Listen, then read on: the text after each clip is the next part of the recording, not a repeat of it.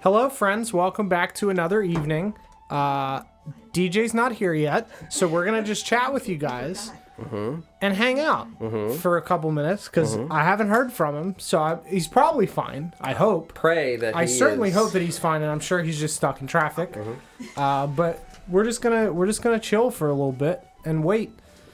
Yeah, so we can use this as a wonderful opportunity for a brief fireside chat if you've got questions about any shit going on or questions for us in particular. Yeah, if anybody's got questions, feel free. Ask away. We can talk about our beautiful sponsors. We can talk about our beautiful Fizzlewicks. The best, only the best of Fizzlewicks. Only the best of Fizzlewicks in this house. In this, house. That's what this is, Don. It's not a tavern. Tavern house. Houseland. Ooh, does White Claw have no laws? Yes, that is correct. Very there good. ain't no laws with these claws. Specifically. I still have yet to have a White Claw. They're not You're very not good. missing. Yeah. They're not really good. They're, yeah. What I an will ad. say, though, Mike, Didn't you mix one with one yes, the one day? So yeah. the mango ones, if you mix it with diet iced tea, like sweetened iced tea, it's real good. Okay. That's good. Don't mix it with unsweetened iced tea. Don't make that mistake. Okay. Because then it's just bitter and it tastes like alcohol and it's bad. Yep. So don't do that one. I thought that maybe the sweetness, the like little sweetness from the White Claw itself would be enough. It is not. It is the worst thing. It's bad. It just tastes like bad, like diner unsweetened iced tea, but like also like alcohol and carbonated. So really just Like a White Claw. just awful. Yeah, So just White Claw. really terrible. Yeah. The other night when before we went to DJ's for the session 0, Kelsey and I were getting like our notebooks and stuff, so we stopped to grab Boston Market real quick, and it was the funniest fucking thing to me that like 2 18-year-old kids in there working are talking about like, dude, have you ever mixed like lemonade and sweet tea together? It's like the best thing, bro. Come here and try it. And I want to be like, children, that's just an Arnold Palmer. Children, it's just a thing. Like that's a known drink. I know. Are you going to update the sponsor video at the beginning of the stream? The newer ones will have to be pretty awesome to beat the current ones. So we're still waiting to make, when we have time, to make ones for Found Familiar Coffee. Yeah. All of the other ones are up to date and on there, so we'll only be adding one. We would only remove them if we don't, or if we're not sponsored by them anymore. We would change them or remove them, but they're all along the same lines of ridiculousness and terrible Tongue-in-cheek humor. tongue-in-cheek. We really nailed that on We some really of did. them.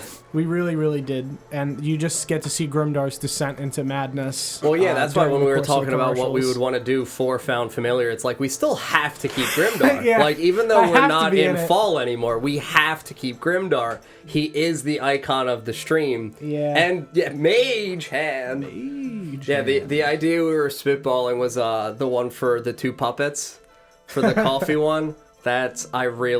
I like the idea to that one. It feels very on brand for us. It really does. And getting to have Grimdar plus puppets back, True. those are the kind of commercials we want to film. That's true. Honestly true. Alright, will this stay now? Let me save this. Is it the music that you're trying to fix? By the way, No. did you try to use Sirenscape on Sunday for Setendor? No, it was still, like, it's still so much to set up that I have to Okay. figure out, like, audio balancing and stuff. I Okay. just didn't do it Yeah, yet. I didn't realize it was more like ambient noises. Yeah. I thought it was, because like when I looked at them, they looked like playlists. Yeah, the way that they have it, at least the way that they have it on the, like, online one where you control stuff, it's not the exact same as the, like, website client or whatever it is, Okay. the downloadable one. Okay.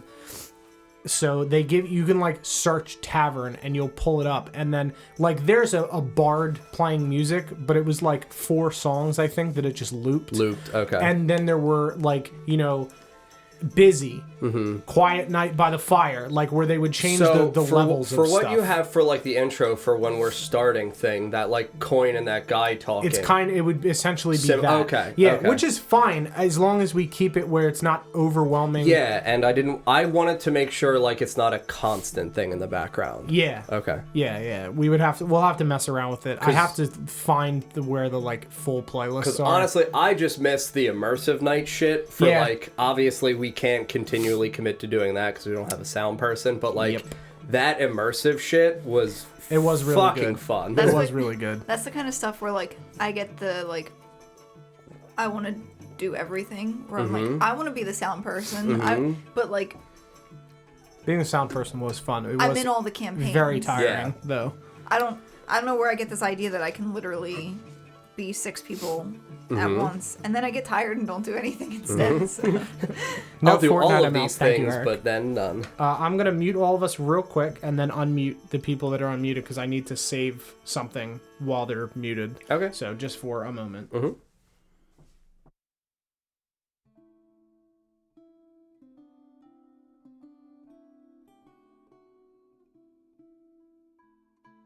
Yeah. The painting ones? The paintings, yeah. All right, we're unmuted again. Very good. I haven't used watercolor tape properly since high school. And for some reason, my brain was like, "Oh, you remember how to do this, right?" Nope. I did something wrong because I thought I was doing everything right. Like I soaked the watercolor paper. I used like I was supposed to use a sponge. I didn't use a sponge. I used a cloth to like wet the tape, tape it down. Everything looked good. I let it dry, and like some of the tape just popped up off the paper. Not the paper, off of the board that I have it on. Oh. So okay. I'm hoping I can fix it somehow, or just peel it off and use like regular artist tape instead because I wanted like nice pristine straight lines. Not just straight lines, but the when the water buckles. Or when the paper buckles, when you put water on it, it tends to pool in places. Okay. So you can't get real smooth applications of paint when it's, like, unless it's stretched properly. And I just wanted them to look really nice. Yeah. But, yeah, you know. So you guys have not fully Thank you, Poggy. told the story of the creation of your table.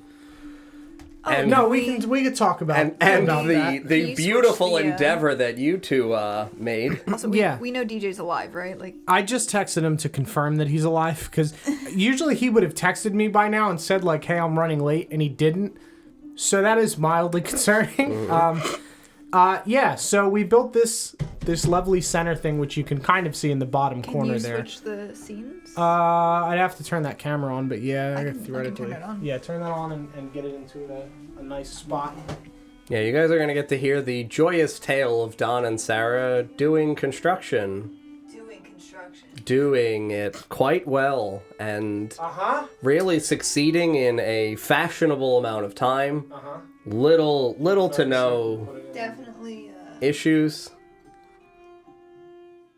There's a ton of Shit in the way now. I mean, you can kind of see it there. This Tale of Box Fail. I like that. It's a good name. It's an episode title. Move it the other way. Oh my god, the Cathedral of Stone. I just saw the episode title. That's horrifying. I love cathedrals. Oh, is that the name of tonight? Yeah, Cathedral of Nice. Stone. That's fucking exciting. All right, yeah, so we built this thing. We built this wooden thing, which essentially keeps the space as far as like where the map goes. It's the same amount of space, but it's just raised up. I think it's like probably 3.5 or 4 inches. Yes. It's about 4 inches up off of the table because we originally had it like... Yeah, I know the camera's shaking because it's still moving from us moving it. We had the whole platform like over towards us because we only had 2 people here and we had 3 people there, and the person in the center needed room. But the problem was if we centered it, now the middle people have like no space at all. So, because they would have had from like here over, which is like nothing. You can barely fit a notebook, and then you have the microphone, and it's just a problem. So we wanted to build this thing, and I tested it by getting like styrofoam board and putting it on top of plastic containers to make sure that it would theoretically work, and it did. So then we were like, all right, we're going to build a wooden version. So we bought plywood. No problem. We've never built anything before in our lives. That's so, not... Yeah. By the way, real quick, am I having an aneurysm or is that DM cam upside down? Yes, it is, because I didn't flip it on that scene. So don't worry about it. Woo!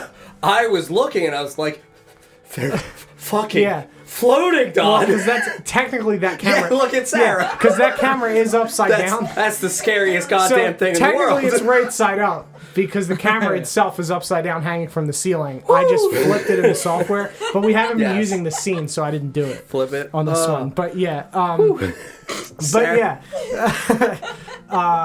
So we were like, yeah, we're gonna build this thing. So we bought plywood. We bought like wooden trim to put on the edges to cover the horrible edges of the plywood. It's really pretty. It has leaves on it. It has leaves on it. And then we had them cut the plywood to size, and we had them cut the 2x4 to size. The and first then set of 2x4s. The first set of 2x4s. And then we took it to Sarah's parents' house, and her dad helped us put the trim on because that's the most complicated aspect of this. And we don't have a nail gun. We don't have a nail gun, and he does. So he helped us do that and put that on, which was great.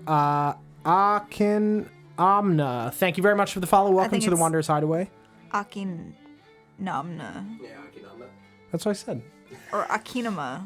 Something. Akinama. Thank you and welcome. Howdy. Yeah, so he helped us put that on, then we brought it back to our house, and then we went to build the base, which is literally 4 pieces of wood screwed together into the shape of a rectangle. Now you say screwed. I do. And to be fair, that is technically correct and the easier and correct way to do it.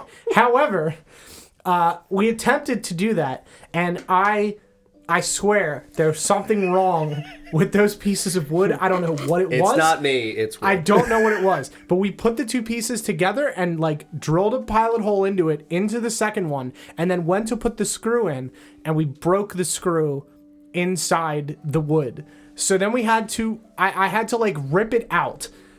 I also broke a drill bit off in that one too, but that's a separate issue. Thankfully, I have 2 of the same kits because I was gifted one for Christmas and another one I think I purchased at a different time. So thankfully, I have a backup of the same drill bit. So we failed miserably doing that. So we said, okay, the remnants of which are still they're in our still in the garage. garage. So we were like, okay, we're going to.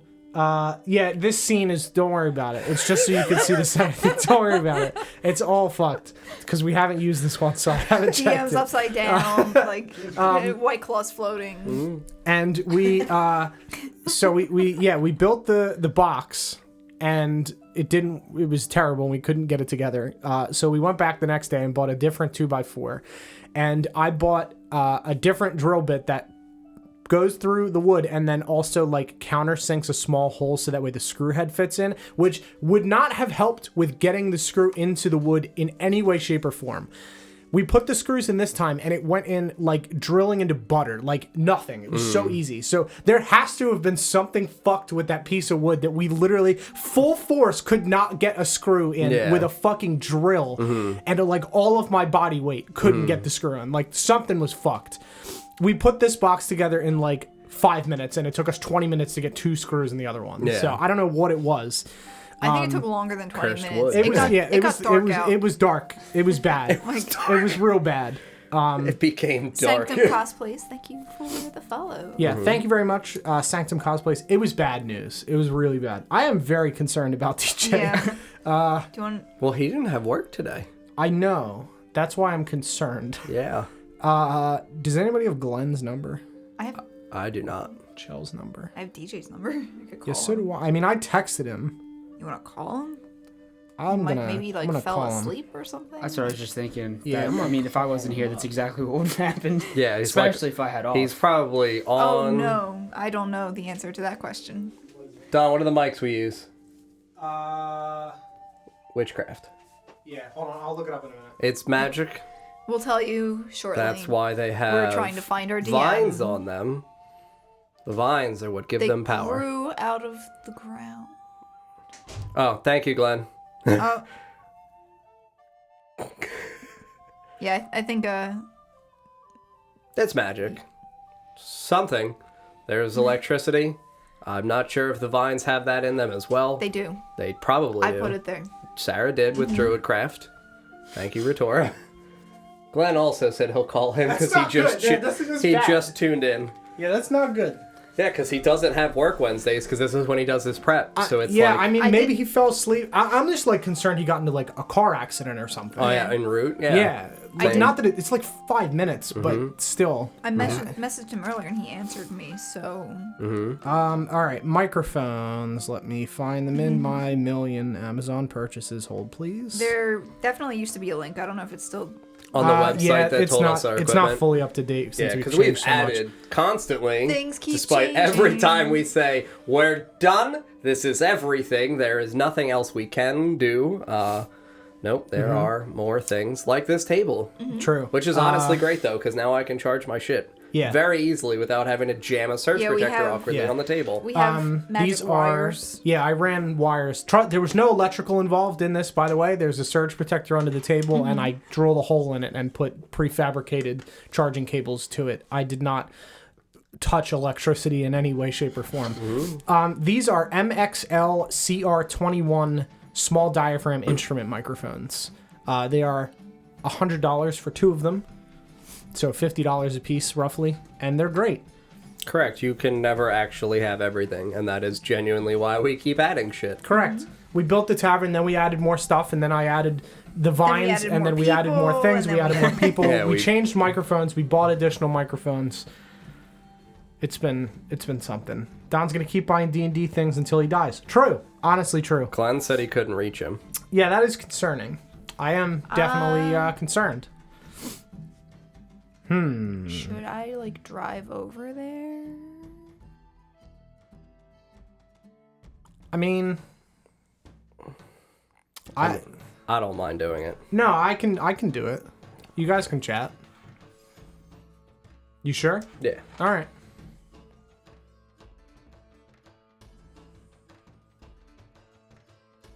Yeah, worse, I'll just go knock and pound on the door. Yeah. Pound on the basement window again. Urban will definitely... Yeah, I don't care that, the stream is delayed. I'm concerned that he's, like, alive. Yeah. Okay. Like, this is... Right, I'm concerned he's alive, so... yep, that is... Rescue DJ. I was going to say, the traffic was bad, but, like, if he's only 5 minutes away... Yeah, it's not. He didn't have work today, so... Yeah, let me know what happens. Yep. Thank you. I did notice the traffic was pretty rough on my way here. Like, if you're... I'm not going to lie, I have no idea what direction you live from me, north, south, east, west. But going in whatever direction I don't have to go in was horrible. It was bumper to bumper. Sure. Let me change my stream title so that way I'm not technically lying to the public. Select all, So how's copy. everyone doing tonight? What are we have any questions? Any concerns? Should I go get the failed piece of wood? is... Sure. Missing.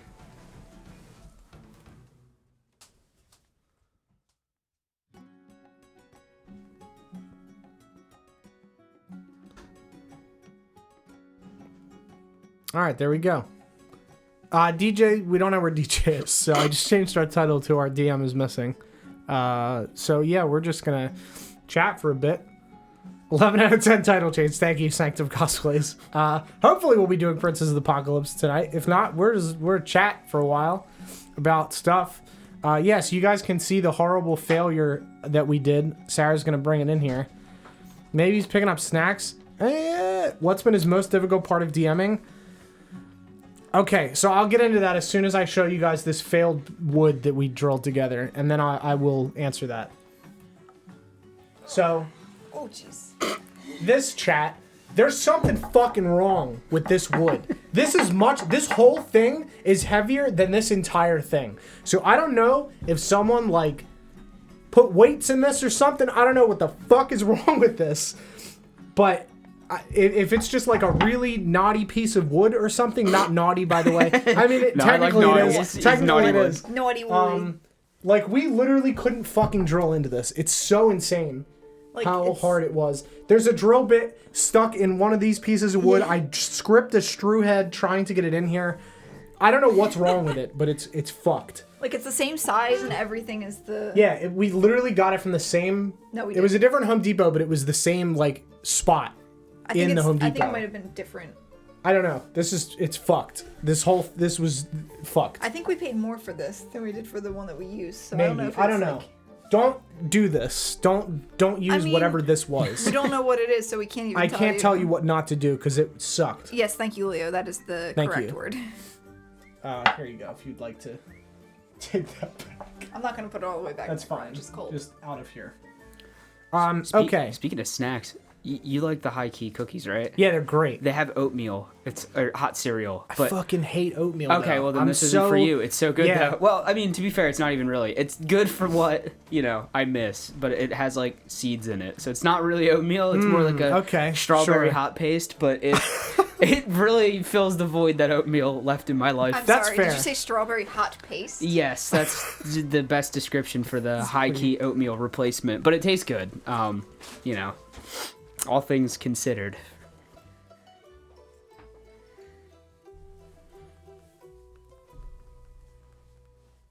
Oatmeal is good. Yeah, I love oatmeal. It's one of the few things I truly miss not eating carbs. So the high key hot cereal is actually like a good replacement. Even though it doesn't really taste exactly like oatmeal, it definitely nails down most of the texture and flavor. Yeah. All right, let me go back. I want to ask Don what has been his most difficult part of DMing. Okay. I will say this is a very easy answer.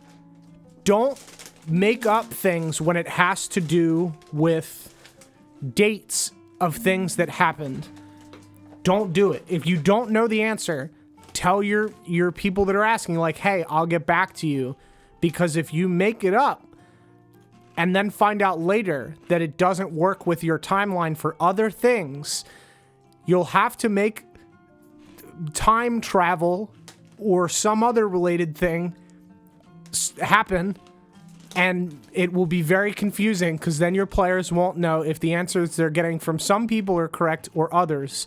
So don't do it because it will make your campaign infinitely more difficult than it needs to be.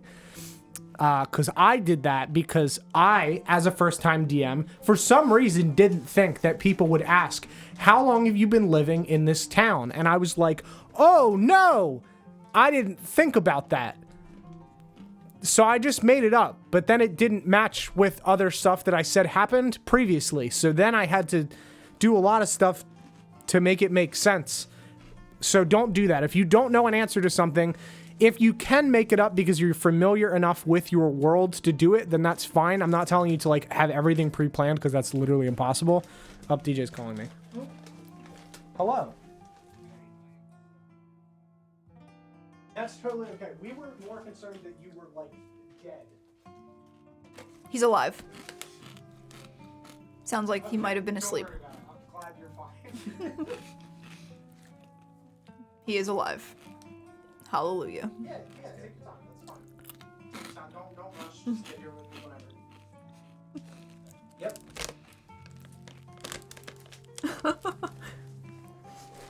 All right, DJ's fine. We're good. Don't worry about it. We're good. But yeah. Did you call off John, or did he get there? I don't know if he did or didn't.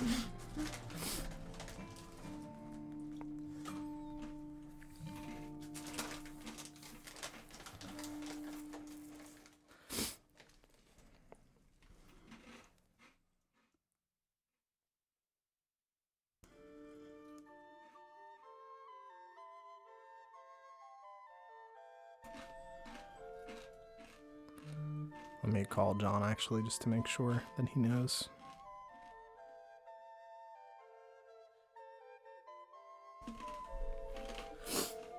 In which we make phone calls on stream. Mm-hmm.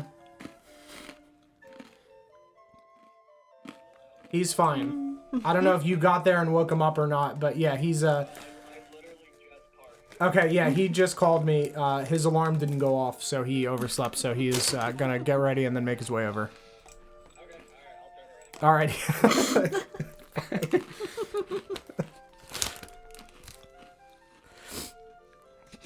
This is what a D&D table looks like. True. Very true. Trying to figure out where the DM Yeah, is. I mean, in reality, it's just streaming, not yeah, the play. last thing we need is Nesgrim to die again. Honestly true. Honestly true. About the others at the table, what's y'all's favorite part of playing this awesome game? That's to you two. Oh, goodness. That's a big question, Poggy. It's a very big question. I'll answer briefly, and then I'll let the others speak while I go grab something.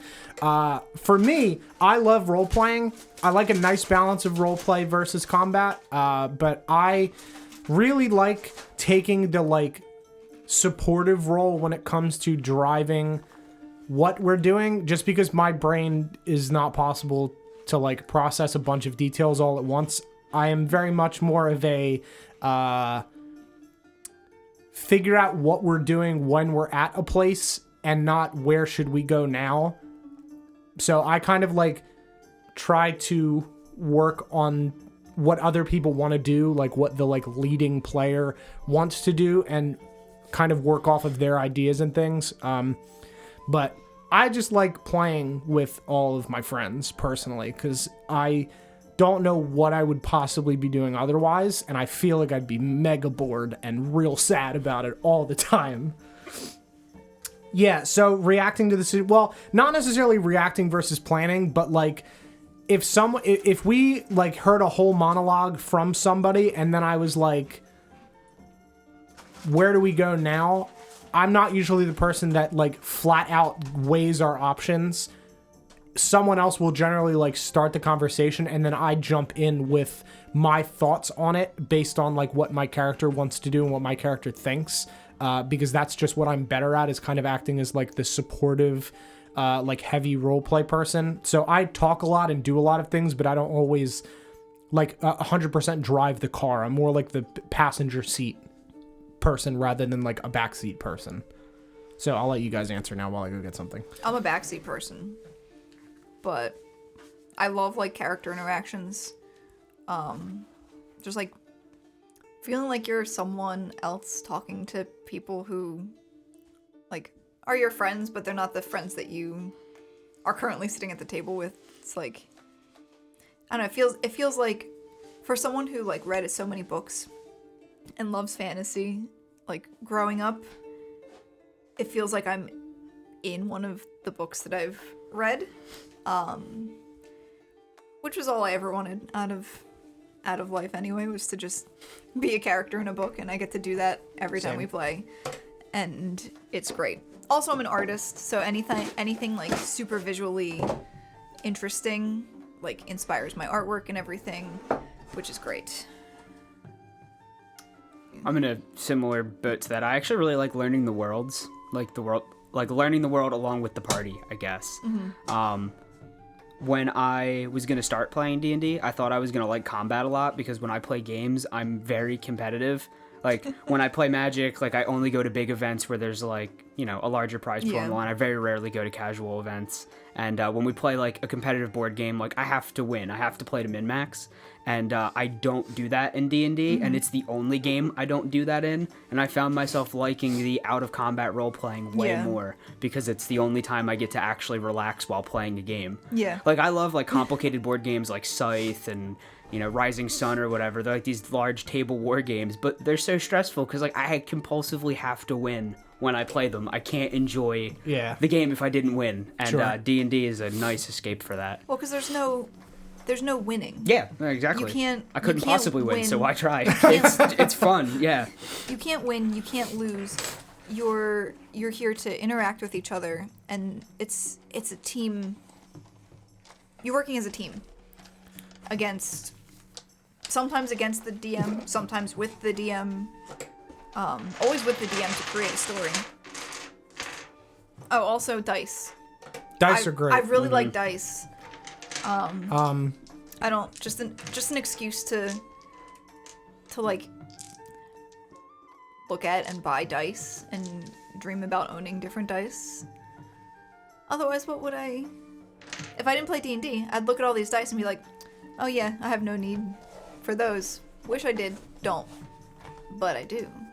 Yeah. So we have a couple people that like to min-max, which there's nothing wrong with that, because they also roleplay. It's not like they're only min-maxers and they don't roleplay, because that's just not how we operate. If there was somebody that like only min-maxed, we're putting on a show, I probably wouldn't ask them to play again, if that was the way that they were going to play, because we're trying to like entertain people and have a good time and entertain ourselves.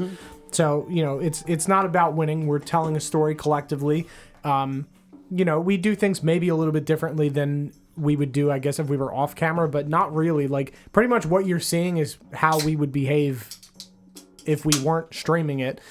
You know, that doesn't really change how we play, which is good. I mean, you're getting a reality. You're not getting like a pre-planned, canned thing. The stuff that is happening when like John is DMing and we're horrified, we had no idea was going to happen. It's not like we're just faking it for show. Like, we have no idea the absolute you know, dramatic experiences that we're going to get put through and interact with. So it's all real stuff, which is cool. Right. Hello. It's a fun adventure. Yeah, no, the release from my my min-max prison is why I love D&D. I just don't have to. It's more fun when I don't. Yeah. That's why I love playing the Artificer. I feel like I have so much to do outside of combat. Yeah, Like, they're good at combat, but like out of combat, I just feel like I actually have relevant things to do. It's definitely the part I like the most. Well, and that's one of the reasons why I don't think I will play a melee only class again, because there's so much less you can do outside of combat as far as like using magic to roleplay, because you don't have any. That's not to say that like you can't roleplay if you are a melee class, but it's so much easier to just like, you know, make fun of somebody and use prestidigitation to like troll them, or cast light on something and like put it in their eyes, or hand a bone to a child that's, you know, lit. There, it gives you more of an opportunity, at least for me, to like expand who my character is outside of just doing melee stuff. But I mean, I did that for a year with Grimdar, who didn't really have any magical stuff. I just ran around and bink-bonked people and stared into their souls and said "oh" a lot. Which is a fucking blast. I mean, yeah, dude, it. that role playing was very well defined though. Like that's why I want to play like a fightery type character in one of the next two that we're doing. Yeah. Just so I see from that like blank slate style mentality of like, where do I take my fighter? Yeah, Like, absolutely. Knowing that, you know, it's also going to be more lore intricate, knowing that there's also going to be, like, a bigger party. Like, I think that was one of the issues that we had in Fall was, like, you know, Kelsey was consistently just kind of around a very, like, hey, I'm here to be the fourth person in the party and assist you guys in combat, so this way it's easier for John to scale. And, you know, we had other issues in the campaign in terms of, like, roleplay interactions. It very heavily boiled down to Grimdar and Bran interacting perpetually. Yeah. So, like, I'm eager to see when I have an opportunity to play a fighter in a party of 6, where that does goes. that, like...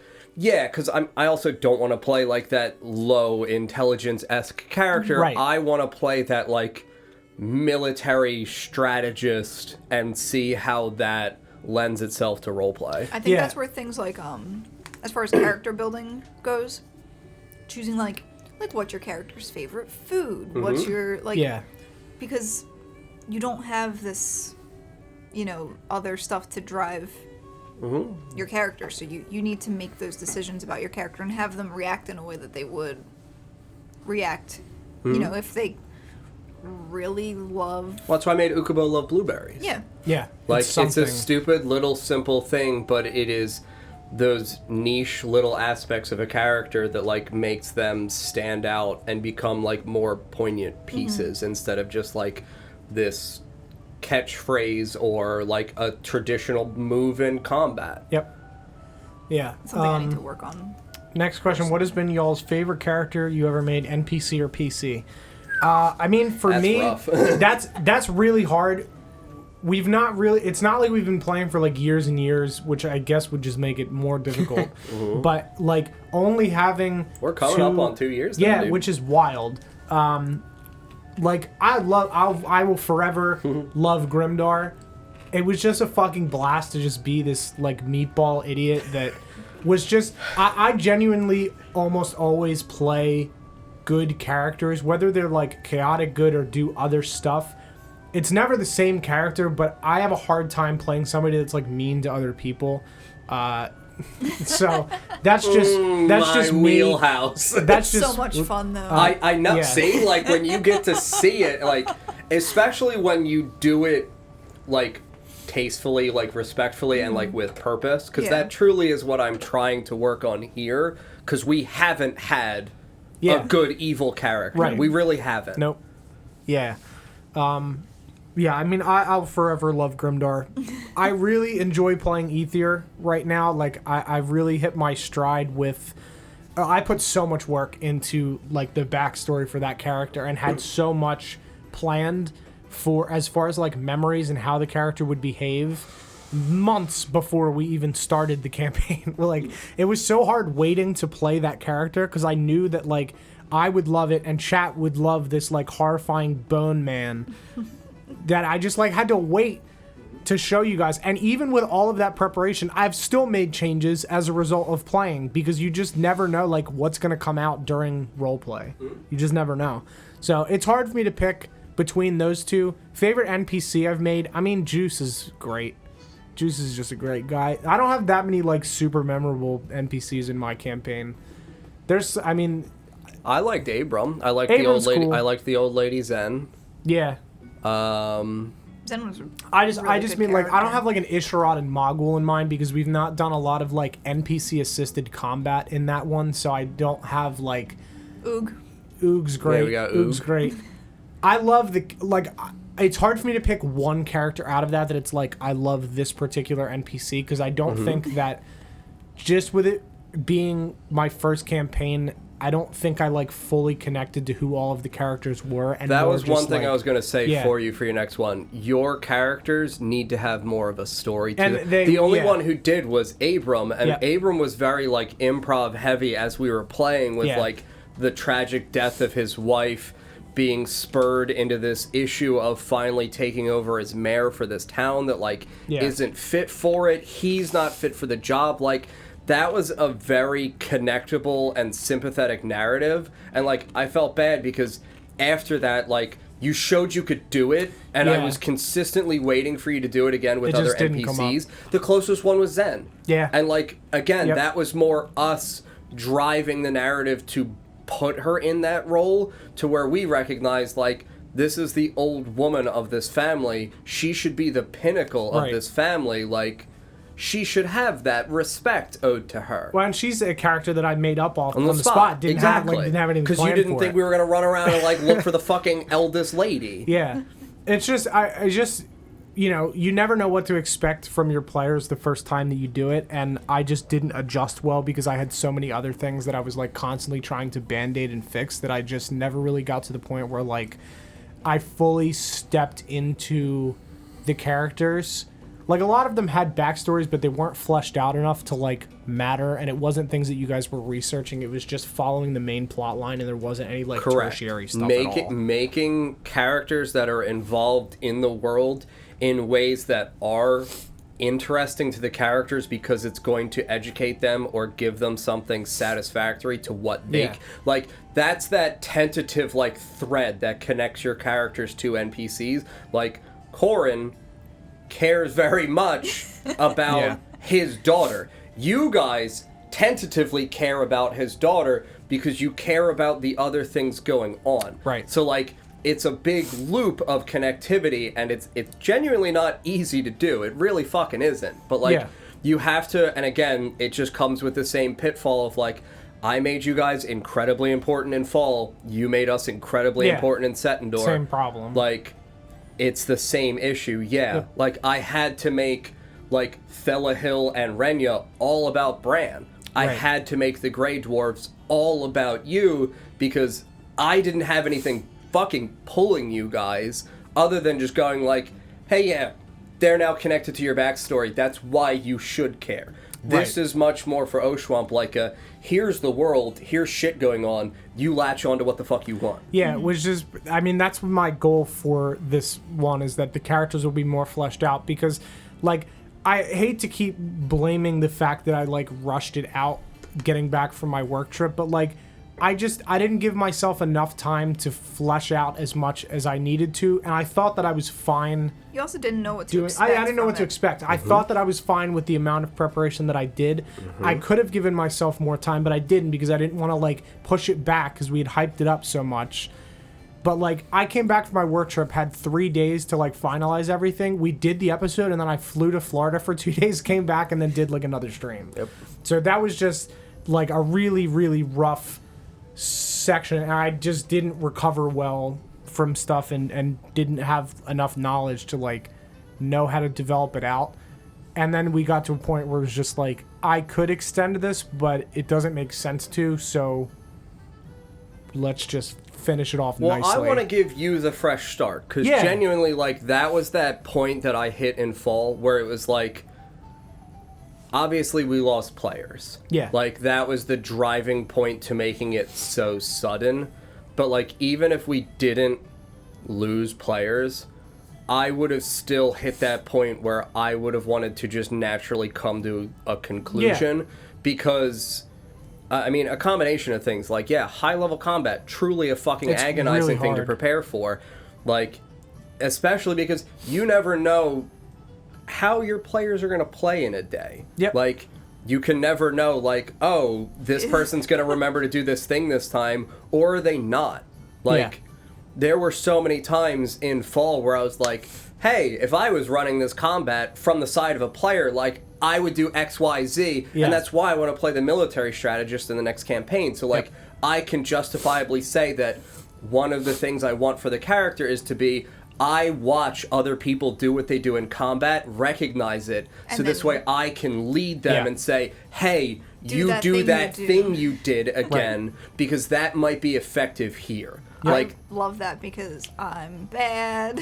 well, yeah, I want to play that, like, commander. Like, that commanding, exuding presence in a fight. Because, again, some people, like, get in the midst. Hello! Some people He get lives. caught up in combat. Like Lawrence has said, like, when combat starts, all I see are numbers. Yeah. I don't see anything else. I just see numbers. I want to live. Yeah. And I care about the numbers because the numbers are what tell me if I live or die. Right.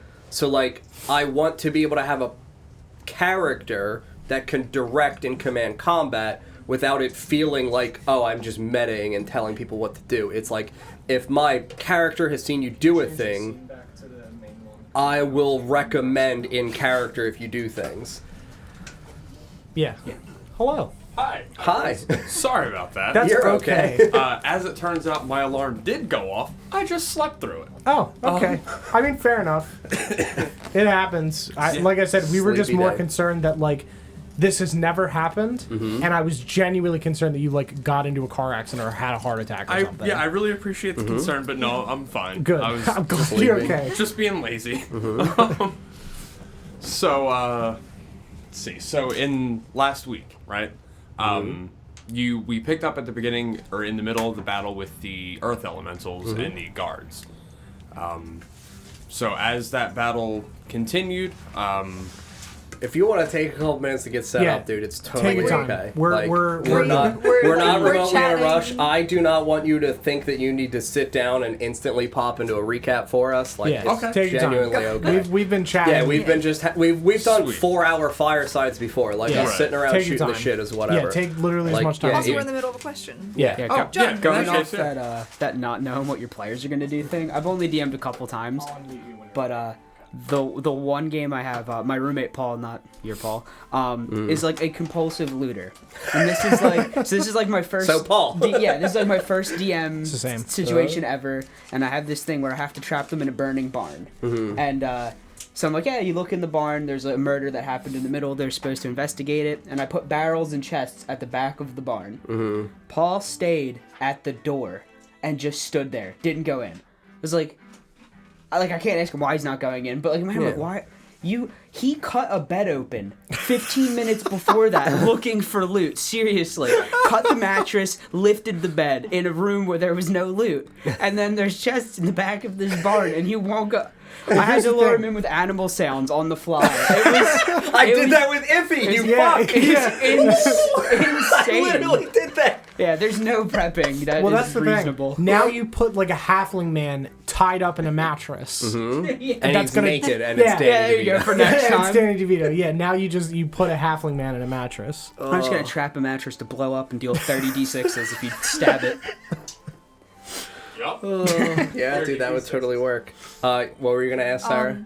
So the question was, Favorite NPCs? Favorite NPCs or favorite character you've created, NPC or player character. Or otherwise. Damn. Dude, I really don't know.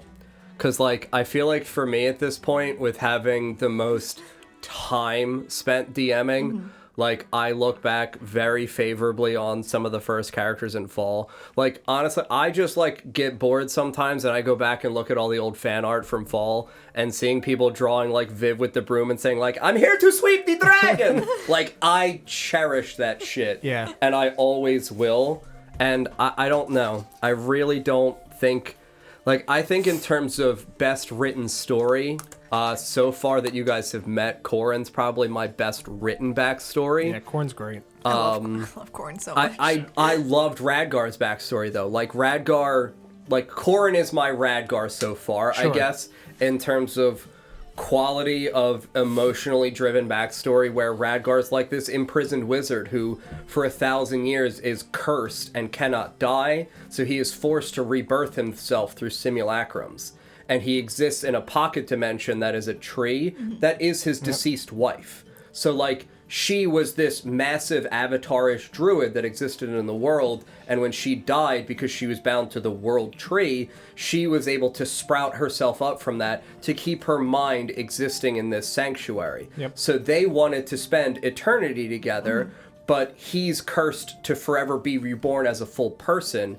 She only exists as this Tree. thought Yeah. in a tree. So like, he is trapped, she is trapped. Neither wants to live without the other, but he also knows that he has things that he needs to do in the world to continue to help people, because that is his service, that is his task. Yep. So like, that tragic emotional thought of like his madness being, I have no one else. All I have are these journals that are, again, fragmented pieces of scattered memories of past lives, because he has to sit there and just record his days so this way he can remember when he like steps into his next sense of self.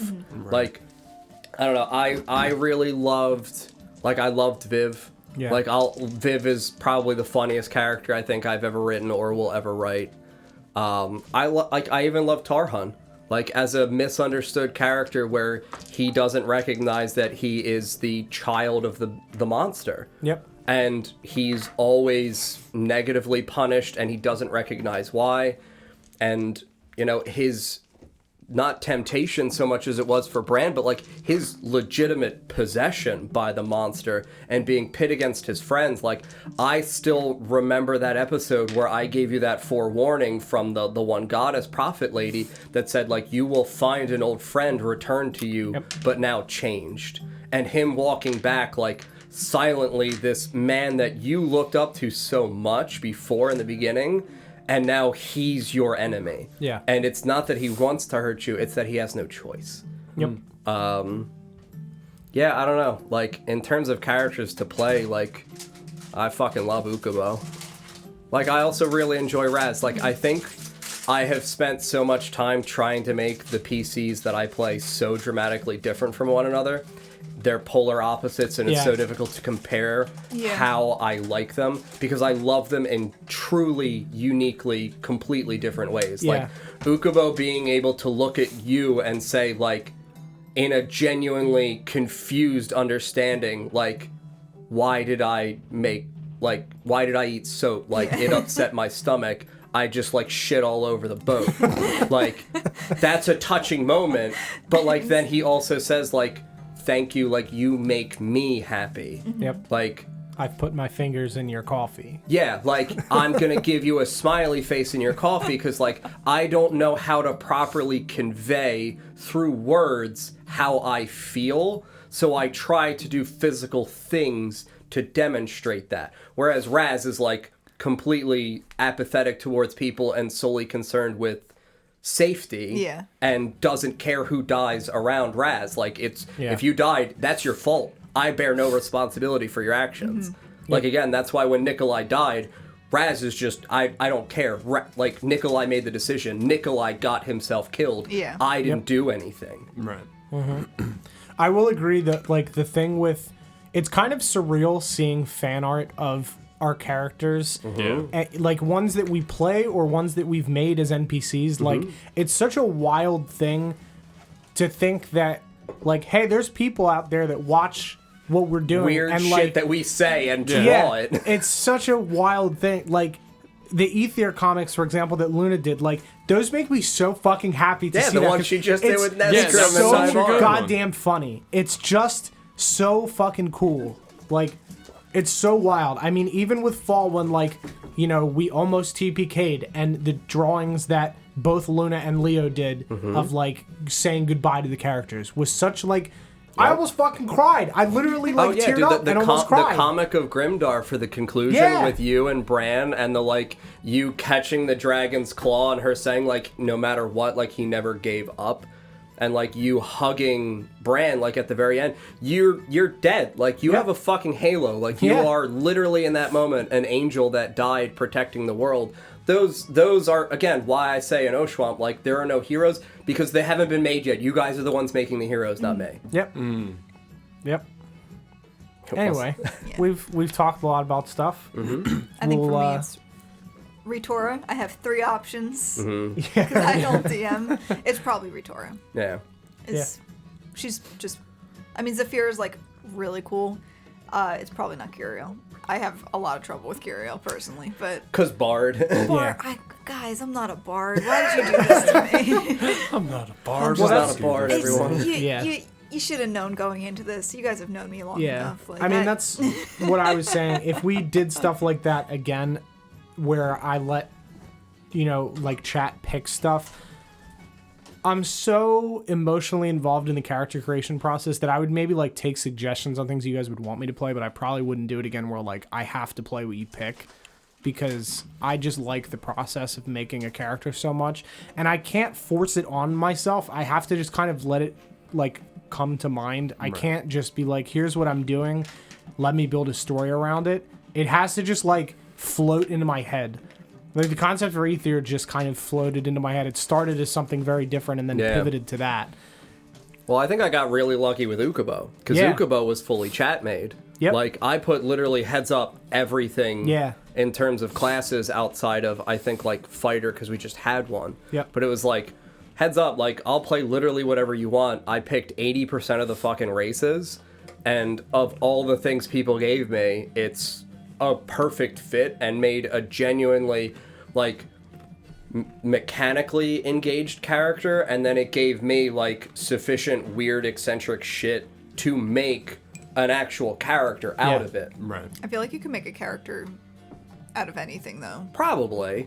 Like, I think if I, you know, genuinely, like, sat down long enough, I could probably come up with something decent for whatever, like, you could sling at me. Like, I would consider, you know, because I have the 2 characters for the next things we have set up already, maybe if we did something else at a different time, I would possibly open up to chat again. Like, I liked it, but I think that going, like, 1-for-1, I don't know if I want to risk, like, the Curiel-esque experience where somebody, like, just goes, hey, you're going to play this with this, and it's not something I thought of, and then the narrative isn't something that I attach to. But, like, I don't know. I would consider it.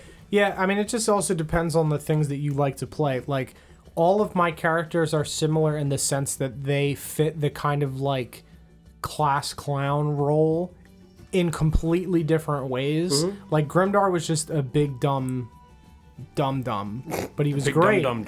Like, Soot was just a liar and ran around and just was an idiot and talked to, and just lied to everybody. And, like, Ether is a very scary bone man, but, like, does things in a way that is funny in a different way. And that's just kind of the character that I like to play. It's hard for me to, like, I'm going to be, like, the Brainiac, because I can't. I can't fucking do that. It's not going to work. I can't do that. So I stick to very different concepts that essentially accomplish similar roles, and that just makes it easier for me. Well, that's why I said I'm very happy that we have such different-minded players. Yeah. And different social perspectives on playing. Right. For how people comfortably fit into a role.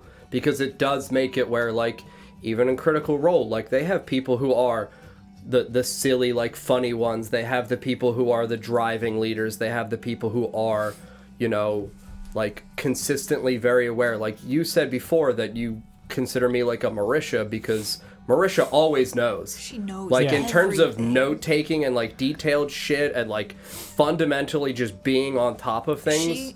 They can say, like, oh, what was that guy's name that we met in this? And, like, within seconds, it's in her... Yeah, like, she just she's got her finds it. notes in front of her. It's She knows wild. everything that happened. It's not that she remembers all of it, but her notes are, like... Yeah, meticulous and, like, structured. I want to Yeah. just look at her notebook. How do you lay it out? Yeah, what I do just you want to see write? what she's doing. Like, What witchcraft have you tested on these pages? She, like, wrote it on Reddit at one point. Really? Or on Twitter, but That's she pretty didn't... cool. I want to see them. Uh-huh. Because apparently she has, like, main notes and then on the side. I think they call them, like, Oxford notes or something like that. And, like, the ledges? Yeah. Yep. But, like, a form of, like, bullet note-taking or something like that. And It's interesting. Yeah. I might start to try to do that, Yeah. honestly. Because that's how, like, for grading papers, like, that's how I do it. I never thought about trying to take notes that way. yeah. That's interesting. It is also interesting how, like, characters will be inspired by things even if you don't consciously realize that it is. Like, originally, when I was trying to come up with a concept for what I wanted to do for Oshwamp, I was listening to Critical Role, and I wanted to be that, like, dusty wizard character that Caleb is. Yeah. And Ether kind of has, like, pivoted into that with the, like, social awkwardness thing. Like, in a completely different way, because obviously Caleb doesn't, like, skin people and take their bones. But, like, Right. Ether fills that same, like, social awkwardness helpful role where it's not the same character, but it fills the, like, what I wanted out of it without realizing that Yeah. like that's what I was doing, which is cool. But I yeah, agree. All good? Friends. good. Sweet. Hi, friends. Hello. Hi. Hi. Hi. All right, friends. Now we're gonna pivot Hi. over to Princes of the Apocalypse, our main feature for the evening for the next 2 hours. We're gonna do the recap. We'll introduce our characters. I guess we'll introduce our characters and then we'll do the recap and then we'll pop in. So I am Don, Boosted Gorilla, and I play White Claw, the Tabaxi Shadow Monk. That's me. I'm Sarah, and I play Zephyra, the Air Ganassi something or another. Very good. I'm John, and I play Raz. And I'm Mike, and I play Fizzlewick Glimmereye, the Gnome Artificer. I'm DJ. I'm playing DM. So, where we left last week, you were continuing your fight against the Earth Elementals, not long after Nikolai had fallen. As you were battling, Raz's Rhino ran forward toward one of the Earth Elementals, and Raz lowered their horns to match as well, and took out one leg of the Earth Elemental, causing it to collapse onto Nikolai's body. Yep. And as the Earth Elemental that Fizzlewick had under Dominate Monster freed itself from the domination, Fizzlewick hit it with Iron Fang. That's what it was, yeah. And a thunderous boom rang out through the cavern following Iron Fang's strike, causing a piece of the ceiling to fall. Everyone was able to definitely jump back and not take damage, but it did fall on top of the Earth Elemental, further burying Nikolai's body in rock. Following that, White Claw and Craig, the guard, got into a dueling match back toward the back of the room, and the rest of the party hung back and allowed this to play out while they judged White Claw's abilities. So, Thank you, Arver, very much for the Twitch Prime sub. I appreciate it, and the follow as well. Thank you, thank you. So, following the killing of Craig, you're ready to proceed to the next room. And as you walked in, you came across a fat egg-shaped creature, 3 arms, legs, and eyes, which had a white mouth and a man casually dropping gemstones into it. As you walked in, the man turned and said, have you brought a sacrifice? To which White Claw replied yes, and threw his spear at him. It missed hard. And missed it. so badly. Following that, he shielded himself and stepped back and prepared to attack. You then killed him pretty quickly, I believe, and then fighting with the 3-legged creature called a Zorn. The killing blow on that was Fizzlewick, ran underneath, and struck upward with Iron Fang into the bottom of the creature, sending it flying into the air. The bottom. As you stepped back and began to search the man, his body began to smoke, and everyone jumped back, and it exploded into shards of stone, sending it flying out through the party. As you were preparing to approach the next room, Zafira decided to have Fish go ahead and scout. I know. F's in the chat for Fish, please. Thanks. As Fish proceeded down a particularly long and twisting hallway, he came to a room covered in stalagmites and stalactites. As he walked in, he was gripped around the torso by a tentacle and ripped toward the ceiling. Zafira's vision then ended. With that information, the adventurers, you all proceeded into this room carefully. As you all walked in, 6 of Raz's snakes were attempted to be grabbed, only 2 were. So 2 were ripped to the ceiling, as the rest proceeded to find stalagmites that they could use to spiral up to the creature up there. As it reached down for the snakes, you saw it for the first time for what it was just a big eye and a big mouth shaped like a cone. You were able to kill that, causing it to fall from the ceiling. Raz ripped off a couple tentacles and handed them to Fizzlewick. Mr. Fizzlewick. Do you need these? Do you need these? I'll miss that. So in the next room, you were greeted by the sight of an armored earth elemental, the first armored one you had seen so far, standing next to a big pool of mud with 6 imp mud-like creatures nearby. Sorry, Mud Boys. Thank Mud you. Boys, yes, and this was Mud boy! and that's what we called him. I forgot. I couldn't remember. You saw a Mudman? Mudman.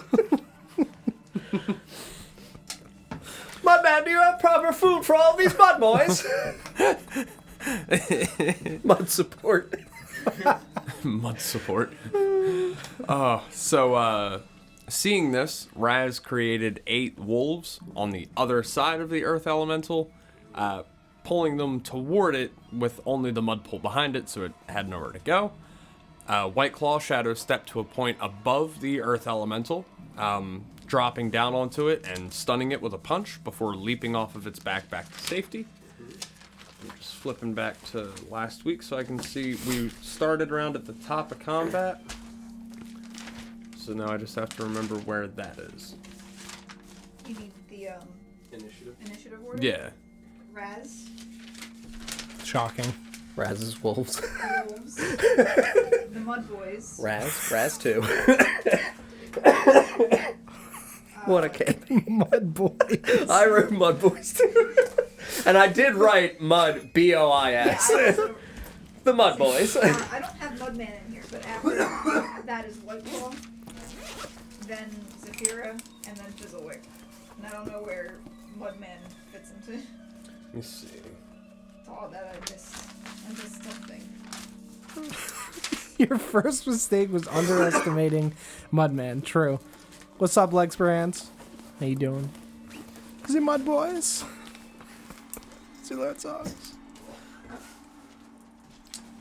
The muddiest man of intrigue. It's true. Hey, Arver, thank you very much for the 100 biddies. I appreciate you. Thank you. I was muted. We appreciate it. Thank you. Okay, yeah, I think I got it now. Yep. So Where's Mudman, though? Mudman is he's last in the turn order. That's okay. Man. Mudman. Yeah, that's why, because you stunned him, and then it was his turn, right, and that's then true. we said, oh no, he's stunned, and then we were going back to the top of the turn order to me, and we concluded. Right, because we all rolled 18s. That's right. Yeah. Okay, so then, yeah, we would start with John. Yep. So, seeing that Mudman is quite muddied, correct? He Because is. he's taken 91 as far as my notes say. Yeah, he is very muddied. Very good. I will take one of my beautiful stones that I had made previously and chuck a magic little stone at this Mudman. Okay. 22. 22 definitely hits. Very good. For 6 magical bludgeoning damage. 6 magical bludgeoning. Okay. Mudgeoning damage. Mudgeoning. And like I had said before, we were all, in terms of like hit points, fine, right? Because I had asked if anyone was bloodied and I'm good. everyone's okay. I Yeah. have Okay. plus 10 temporary hit points. Okay, yeah, so my bear. I have very few spells left, though. Okay. Only the ones that I've gained from leveling up. Okay. Then, yeah, for my bonus action, I would just make a new set of 6 stones. This way I keep 6 stones for myself. Mm-hmm. And then I'll conclude my turn and then go to my wolves. Okay. Yeah, it's your wolves. Goodbye, Mudmen. Aw, I forgot that it was stunned. Or no, it ended its stun on your turn, but it is... And it's immune to being prone, you had said before, correct? Well, he's still stunned. He is still... Yeah. Oh, it's the end of Don's Yeah. next Yeah, turn. yeah, Alright, yeah. so I didn't crit anyway, but let me hop on over to the beautiful fucking dice roller that I absolutely need for all of these monstrous wolves. Ah. 'Cause- Mud wolves. Yep. Well, I feel like we need an electric dice roller for these large scale combats. Can we get a... okay. Do you want to tell me it's AC? 18. 1, 2, 3, 4. 5 of them will hit. All right. Okay. Let me just do that then. What's the minimum on that? A lot? It's 2d4 plus...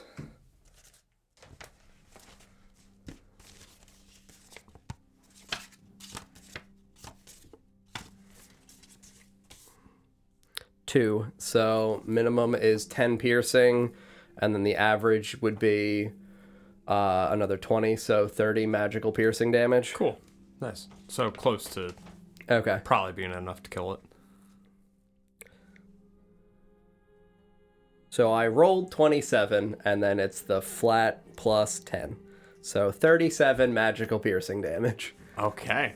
Go ahead and describe how your wolves kill this Oh, that's earth very elemental. satisfying. Yeah, so I mean, 100%, they just in unison as a delicious pack, all kind of like biting chunks out of various lower parts of him. And as he falls, I would like the next wave of wolves to leap up a little bit higher.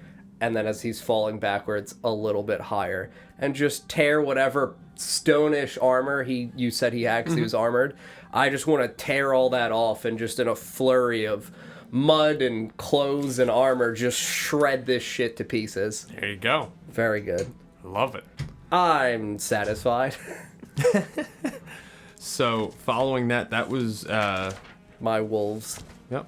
So then it is going to be my mud people, my mud boys. Oh, Oh, he's Mudman. dead. He's dead now. Oh yeah, they just killed Mudman. Goodbye, Mudman. All right, so it is now the mud boys' turns. Mud boys, thank Mud you. boys. BOIS specifically. And you've got 8 wolves, right? Mm-hmm. All right, so 6 of my mud boys are going to take 6 of your wolves. Mm-hmm. Just have a swarm attack here. Mm-hmm. I got a nat 20 on one, and then a 8 on the other. Mm-hmm. So... And then I got, it's a 16 and a 14. Both hit. Okay. And then a 19 and a 12 on the die. So 15 and a 22. All hit. All right, so one So, missed. the only one that would miss is the 8. Okay, and they are gonna mud punch your Okay. mud punch your wolves here.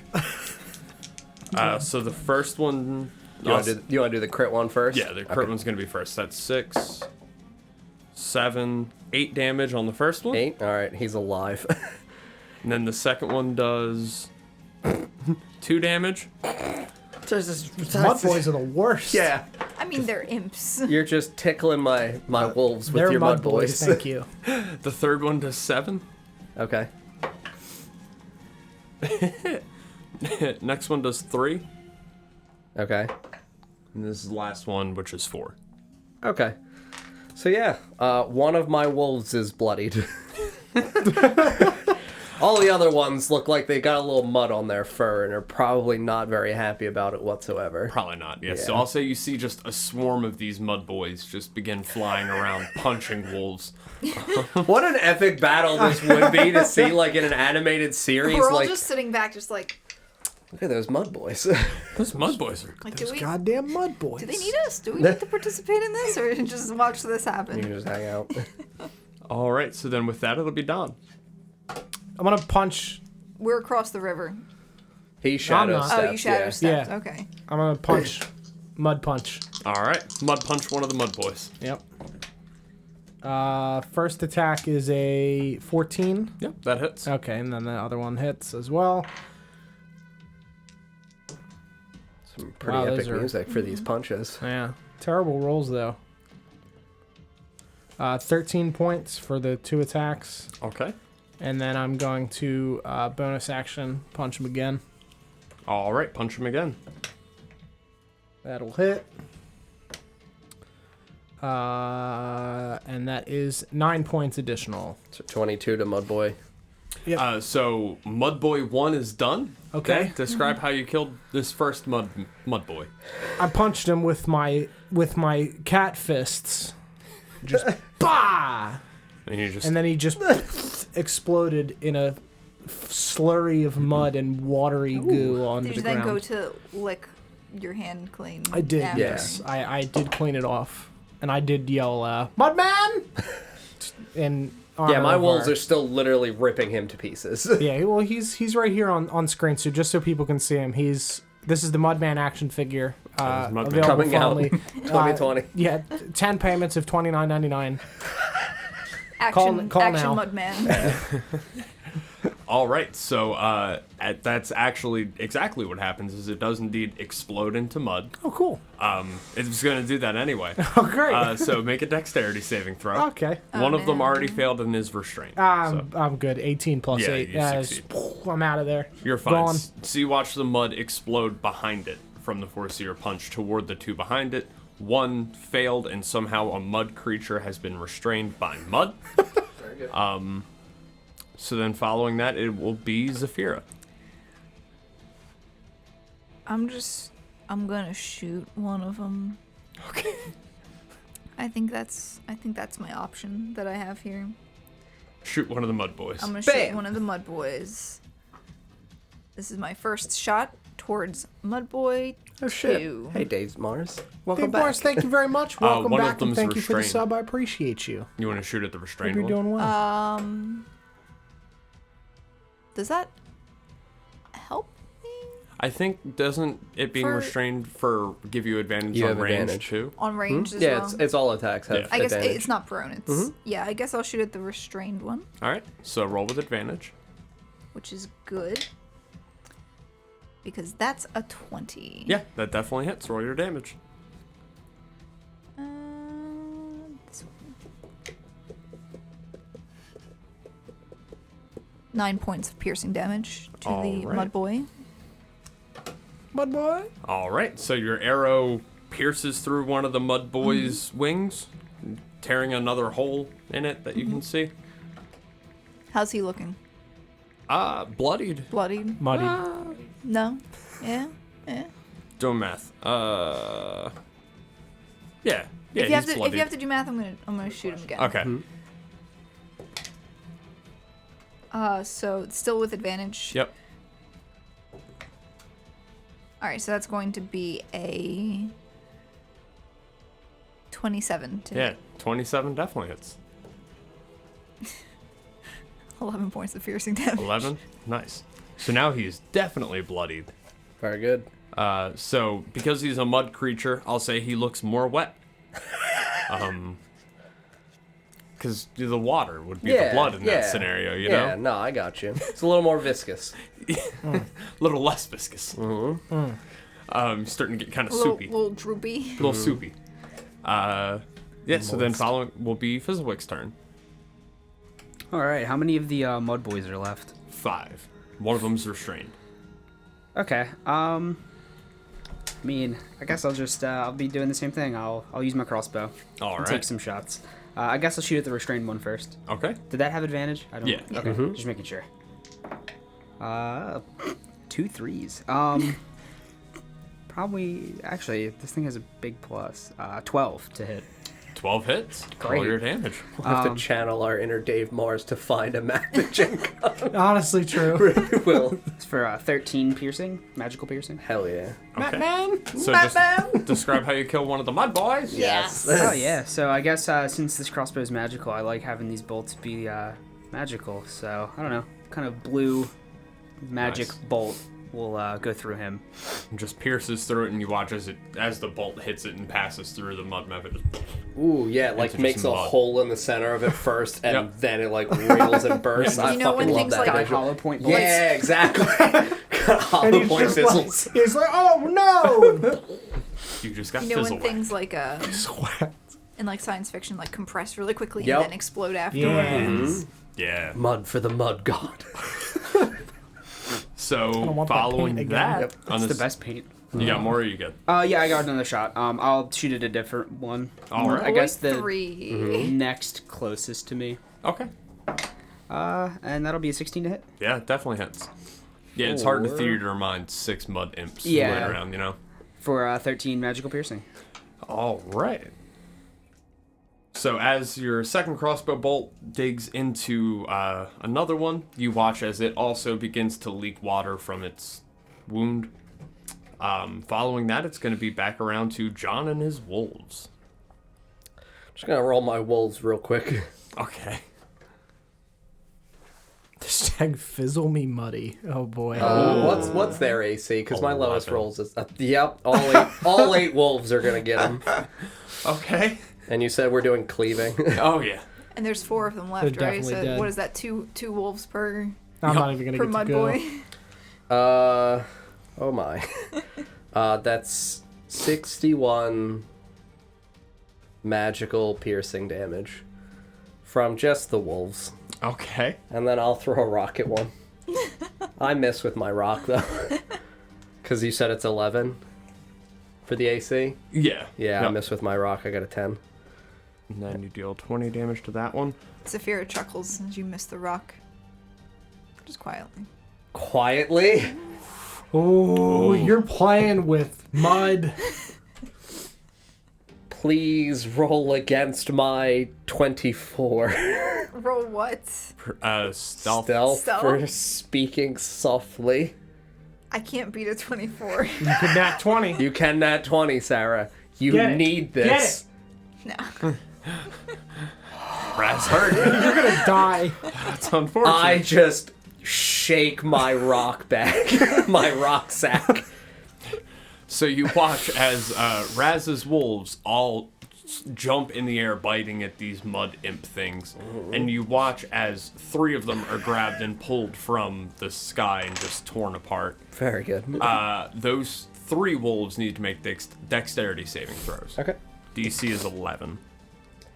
17 on the roll. The other one is a 10, so that one will fail, and then 15 on the roll. So 2 Okay. will pass, 1 will fail. So the one that failed is restrained until the end of the creature's next turn, Okay, cool. which is coming up. So, Okay. and then it'll be your turn. I threw my rock and I missed. Oh, right, that's Yep. right, that's right. So then it's my turn. Your 1 remaining mud boy. I got 2 remaining. 2 remaining mud boys. 2 mud Two boys. And I'm gonna punch them. So they are going to keep battling your wolves. Very good. I've got a 19 to hit and a 7 to hit. 19 will hit. Okay. So it is going to bite into one of your wolves, leap up at it. That is 6 damage. Oh, he's very bloodied. I'll even have you hit the most injured wolf. He's very injured now. It's not going to make a difference, unfortunately. These guys are weak. Yep. So following that, it's going to come around to White Claw. Soot claw. Soot So Claw. sad. Time to punch. Poor Soot. Or spear, rather. Well, Spear spear. and then punch. Yep, both of those will hit. All right. I'm gonna double spear. Double spear? Double spear him. That is 13, 18, 20 points of damage from the 2 spear attacks. Bam, bam. 20 points. Okay. And then, unarmed strike. Pop him. Yep, that hits. And that is 11 points of punch damage. Okay. So as you spear into the first one, you watch as it gets impaled by your spear and as well explodes into mud. Make a dexterity saving throw for the exploding mud. 17 plus 8. Succeed. So you watch as that one dies and explodes, and then you begin to punch at the next one. Fortunately, unable to kill it in that one strike, but it's very bloody. So with that, it'll go around to Zephyr. There's one left. He's very bloody. Muddy. If you fuck this up, I'm gonna shoot the final the final mud my boy. wolves are still hungry. Your wolves are fake.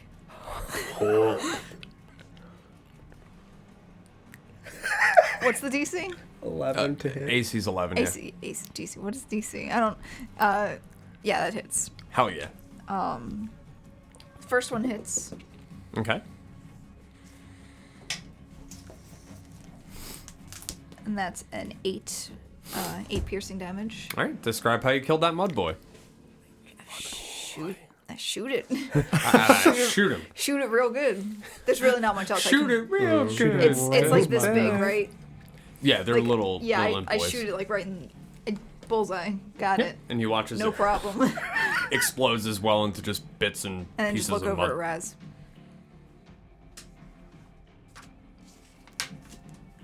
You're welcome for killing the big one.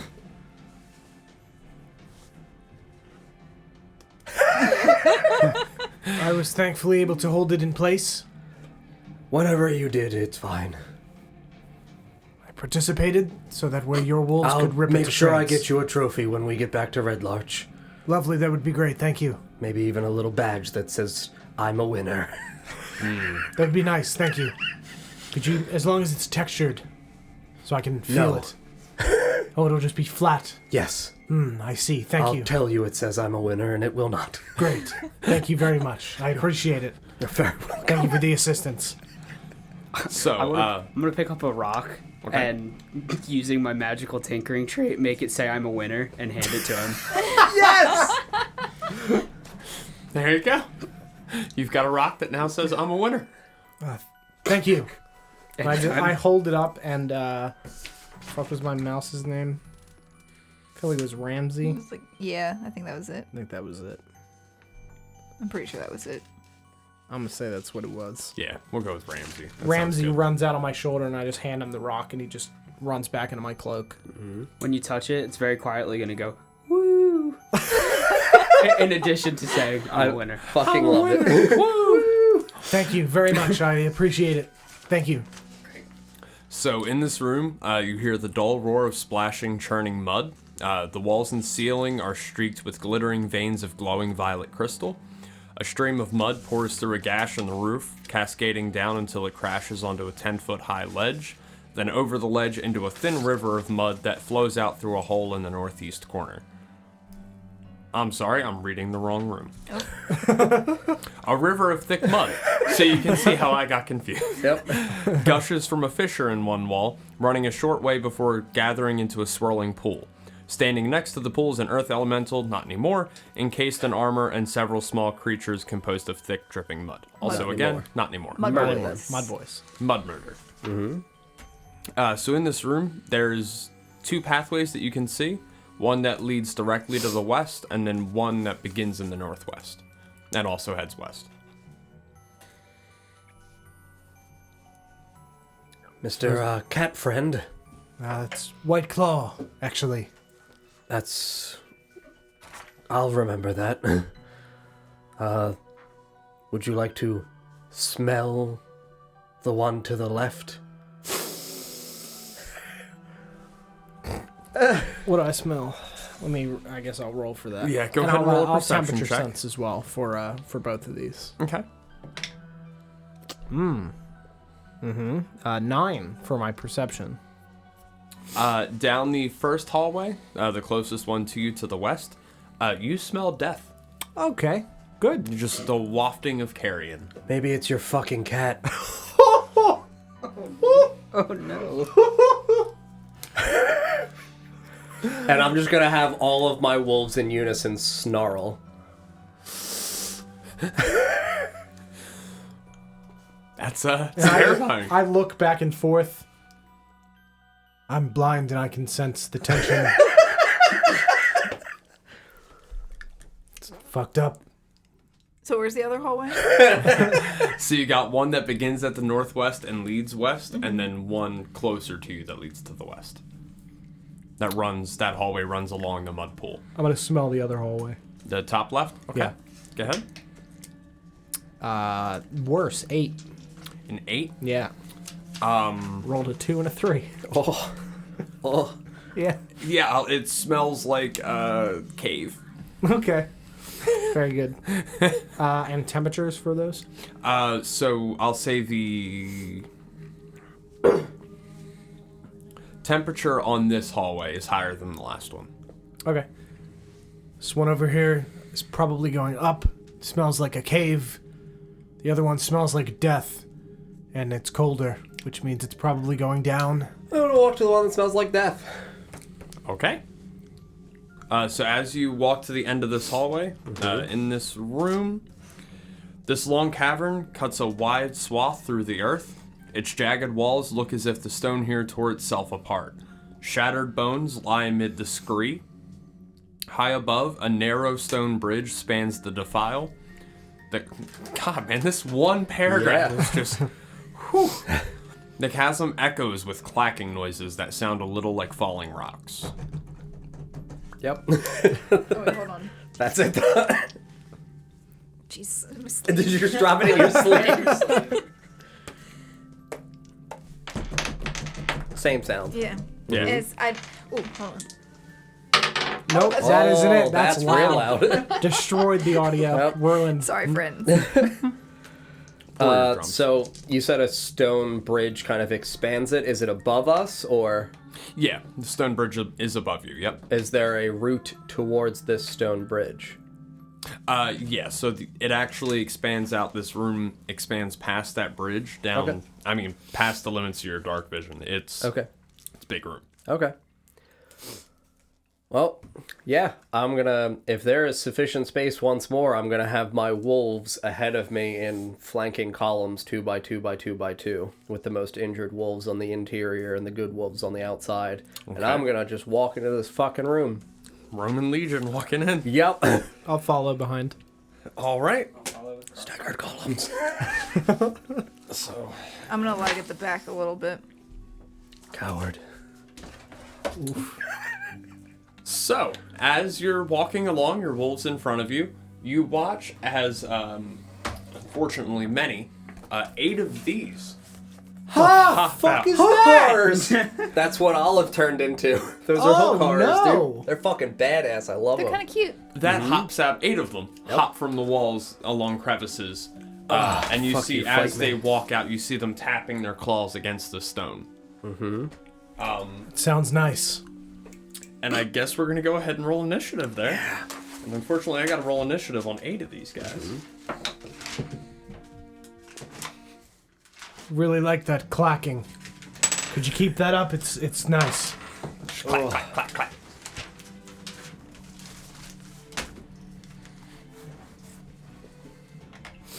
Let's see.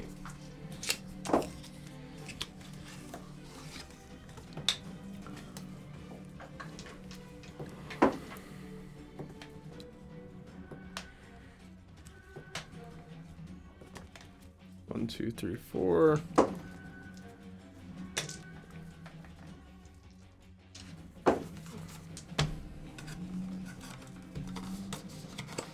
This is all right. And Mike, what you got? 18. All right, John. I am a 21 and my wolves are a 12. 21 wolves are 12. Zafira 21. and White Claw. 14. Nice. Okay. So then it's gonna start with John. You want a heads up for me? Yeah. I am a +7 on my initiative, but I flat 17'd. Yeah, you beat me. Embarrassing. I'm so embarrassed. I know. So how far away approximately are these things from us? I'll say as you're walking along, you were probably, what, like 10 feet back from your wolves? Yep. It happened at the first wolf. I'll say the wolves' ranks. You said there's 2 of them to a rank. Yep. That composes about 8 feet. Yep. So I'll say they're 20, 25 feet away. Cool. Yeah, then I will throw a rock at the closest one. So I put the injured guys. Are they like in a line? These 8, or are they in like a kind of half circle? I'll say on either side of the cavern that kind of sits like this, 4 jumped out from here and 4 from here. Okay. Kind of like a pincer. Gotcha. Type of... So they're going to try to outmaneuver me, eh? All right. I'm going to throw a rock at one on the left. The closest one. Okay. 13. 13 does not hit. Okay. So, throw the rock, miss it, and I'm going to walk 30 feet towards the left and direct my wolves to follow me and press, like, we're gonna form a line and go split these guys in half. Okay. So, they're not doing that right now. They move on their action, but Right. that is going to be my... Command. Yeah, would you permit me to ready my movement so I move in unison with my wolves? Okay. Yep. And that'll be my turn. Cool. So following that, it'll be Zafira.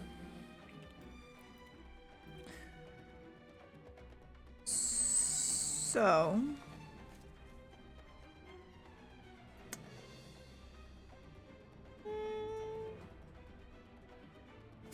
Yeah, why not? I would like to use my bonus action to wild shape Okay. into a lion. Nice. Okay.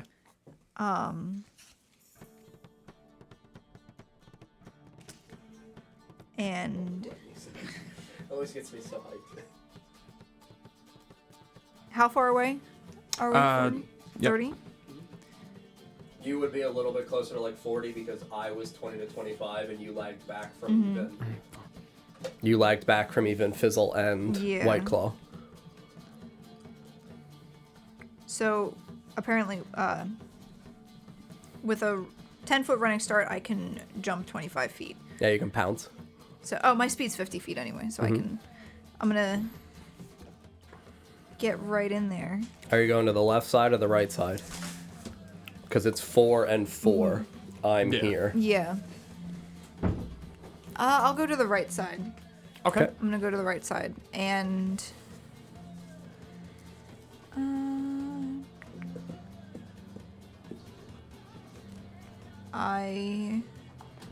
I'm going to attack one of them.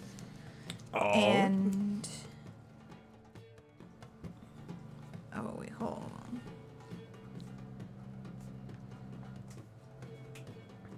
Yeah, so I'm going to run towards them, pounce, and use a claw attack to attack them. So, is that if it... Okay, yep. So Cool. I'm gonna do that. So that's going to be a 17 Yeah. to hit. 17 definitely hit. Okay, so you have to make a strength saving throw? Yeah, strength saving throw. Or get knocked prone. Nat 1. Knocked prone. Very, very prone. Super prone. Oh wait, I actually... Are they within 5 feet of the wolves? Yeah. The one that I attacked? Right? They would be? No, your wolves haven't moved yet. No, my they wolves wouldn't. haven't moved. And Or within 5 feet of... Like... You're, I'm you're like, in the center. as far as I drew, Yeah. there's like, because I Okay, drew so it they're like coming this, in. because you said it was 4 to a side, 4 to a side. Me, my wolf columns, I drew Fizzle and White Claw, and then you're going over here. Yeah. So I would say there's probably about like 10 to 15 feet. I don't know in terms of like the width of this room though. Yeah, so the room's kind of laid out like this. I'm going to give you a crude map Just here. because that Yeah. makes a difference. Yeah.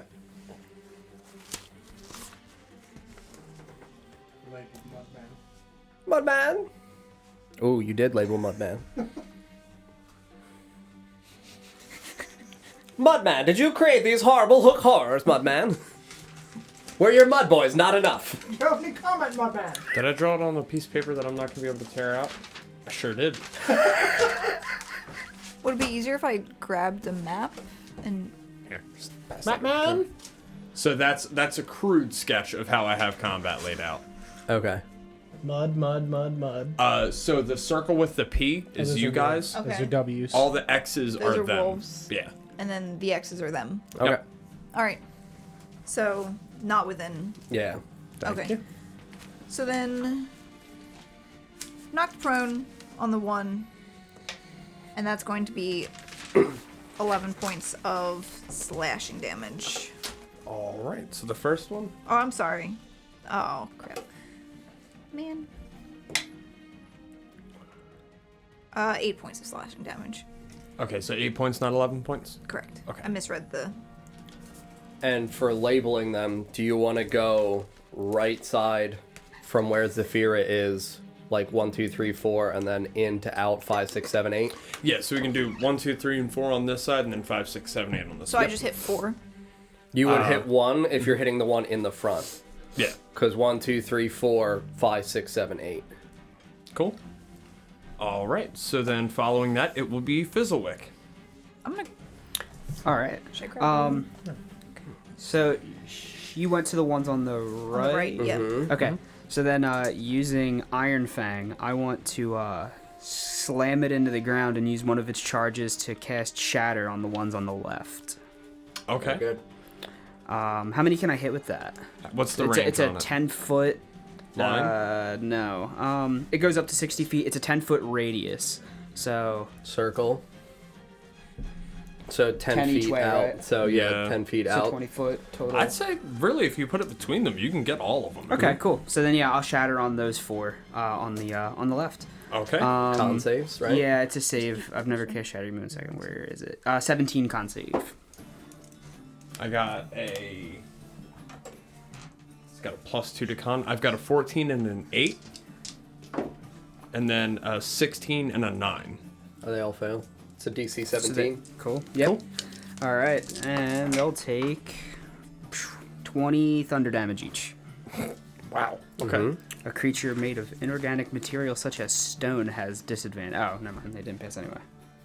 So it was 20 damage? Yep. Wow. Okay. So you watch as the rock beneath the feet of the hook boys on the left side. You watch as the ground beneath it just shatters and shards of stone fly up into the air into them. So then following that, it's going to be one of my guys' turns. So I got the one that's prone, so he's going to spend half his movement getting up. And you took 4 of your wolves this way. They haven't moved yet because the Right. wolves haven't gone. I've commanded all of my wolves to flank the left side and pin them against the walls. Okay. So this one, It's on the right side. yeah, it's on the right side. No one's really moved yet. So it's gonna spend half its movement to get up and then just attack whatever's closest. That'd be me. Zephyr. Yep. Let's see. So he's gonna make 2 hook attacks at you. I have a 16. No, I'm sorry, a 15 and a 22. Both of those are gonna hit. Okay. So the first one, as its hook comes down and starts to dig into your shoulder, deals 13 damage from the first hook. All right. And the second hook does 9 damage as it digs from the first one, holds you in place, and the second one he's going to slash at your side with it. All right. My lion is bloodied. Rip. And then that will be his turn. Sure is. So it's going to be White Claw's turn. Okay. I'm gonna shadow step to the corner. And walk out next to Zephyra Okay. and punch that guy All right. in the mouth. Punch So- him right in the weird hook mouth. Right in his hook mouth. That is a 17 plus 8, so definitely hits. Yeah, definitely hits. That is 11 points of 11. damage. And then I'm going to use my second attack and All right. Bop him. How's he looking? He's looking pretty good right now. Okay. That is a natural 20. Nice. Go ahead. Finally, rolling well. Yeah, roll damage on that. Okay, so that is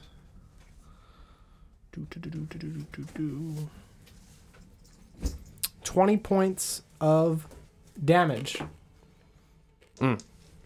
So as I spear him with my spear. you watch as your spear digs in. hope You watch as blood begins to slightly trickle. He's not quite bloodied yet, but very close. Okay. Spear digs into him and you punch him a bunch. It is now going to come around to...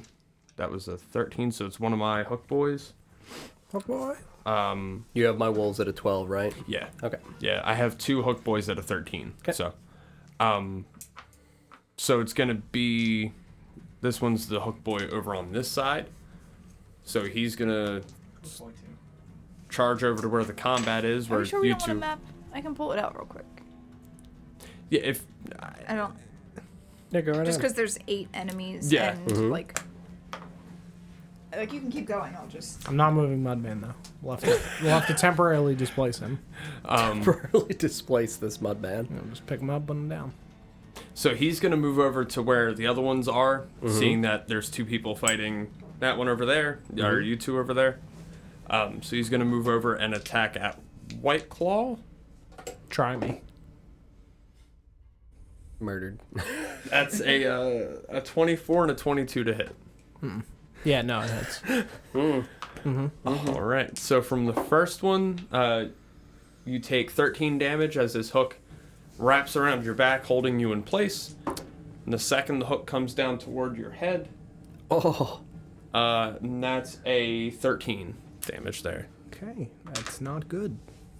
That is a lot. Yep. It turns out. I can't have it too many more times. Yeah, that's a fair amount. Ooh, oh boy. Are you bloody? No. We're getting there though. Okay. All right. So following that, it's going to be wolves. Did you do 2 hook horrors? I thought you said you had 2 you're right. hook I horrors did. at I did. 13s. You're right. So now this one's going to be the second in line on the right. Okay. Going Step that way? forward and help his friends. That's right. So I got a nat 20 on one. Who's he attacking? It's either Zafira or White Claw. Yeah. You want a heads up roll, odd or even there? Yep. So odds White Claw, even Zafira. Odd. I got a 1. That's gonna be White Claw. I might have to come back as Mudman. Sorry, White Claw. So the nat 20 hits man. does a 13 hit. And these nat 20s hit different. 13 does not hit, no. All right. So you're only taking damage on 1 then. So that's ho.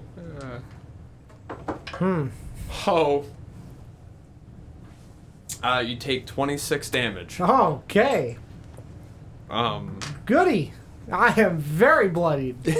As his Ooh boy. hooks dig into you and just spray your blood across the cavern.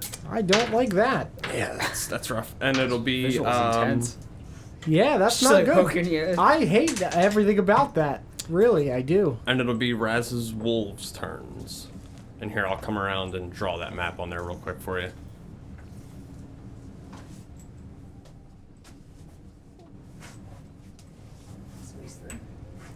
And dry erase is over here.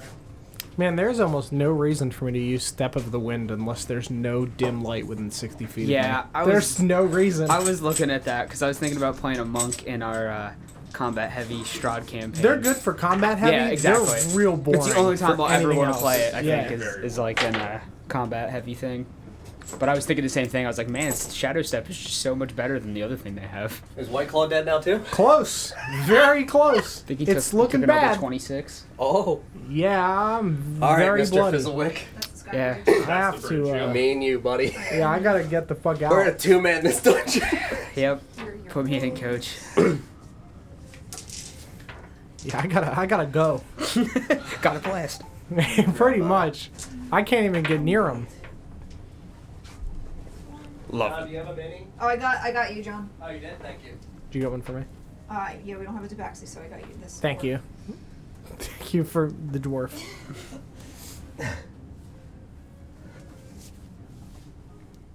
It's for you behind. I'm behind my wolves. No, so we walked in this from was the room me. closest to me, so that would just be Other opposite.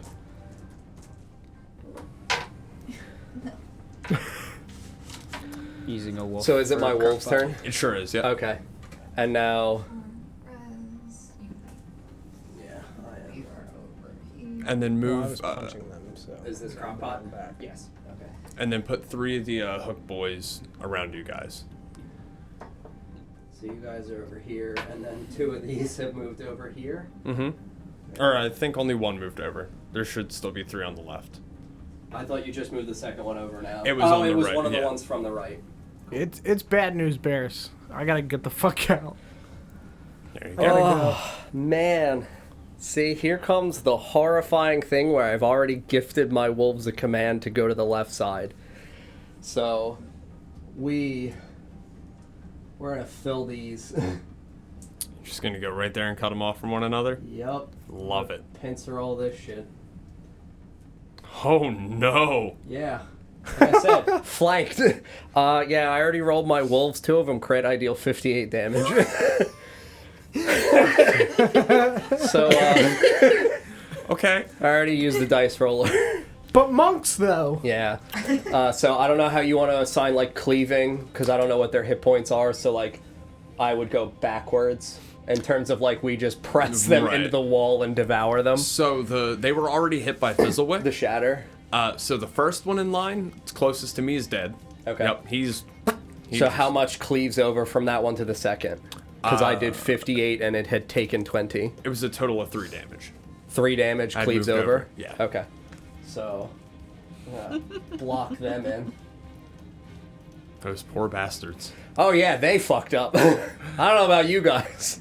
All right. So Oh well. following Raz's wolves, it will be me.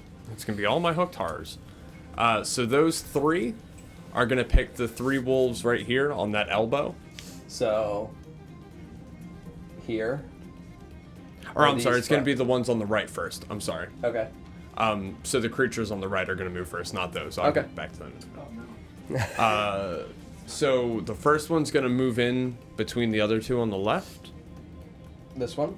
Yeah, do that one. Yeah. Here? Yeah, right there. Yeah. Cool. And then who is that right in front of him? Is that White That Claw? one? No, that's That's the fear. Okay. should be a lion, but we don't have a lion. Yeah, any, That's so. fine. So Thank God. he's going to attack Zafira. I got a 24 and an 11 to hit. So depending on what order those go in, the 11 misses. The 24 definitely doesn't. Okay, so we'll do the 24 then, because if it was the 11 first, it would miss, Yes. and then it would do 20, which would hit, right? So, I mean, the 11 misses regardless. Okay, 24 hits Okay. regardless. So, cool. So then that's going to be 11 damage. all right. So I'm no longer a lion. Oh no. F's in the chat for Lion Chan, please. Thank you. So that's. I You might said be- 11 damage. Yeah. All right. I might be Lion Chan soon. I'll come back as Fight Claw. They look exactly the same. Oh, I love it. Don't Yeah, worry, so Mr. his Fizzlewick. hook digs We're safe. into you, pulling you closer. It's now going to be the next one's turn, and he's going to fill in that gap between the 2 on the right here. Here? Yeah, that one all the way at the back. Yeah, This that one? one. Yeah, he's just going to move a little bit more to the southeast, To this way? towards Don. Oh, he's already, like, if you're Yeah, here, he's already there. He's already there. Yeah, so you can just leave him there then. Yep. And he's going to attack at White Claw. Nah, I don't think so. Oh, wow. Well, I've got a 10 to hit and Nope. a nat 1. Nope. So I'll say he swipes with his claw on 1. See what positive thinking can do for you. I thought that it wouldn't hit, and I didn't.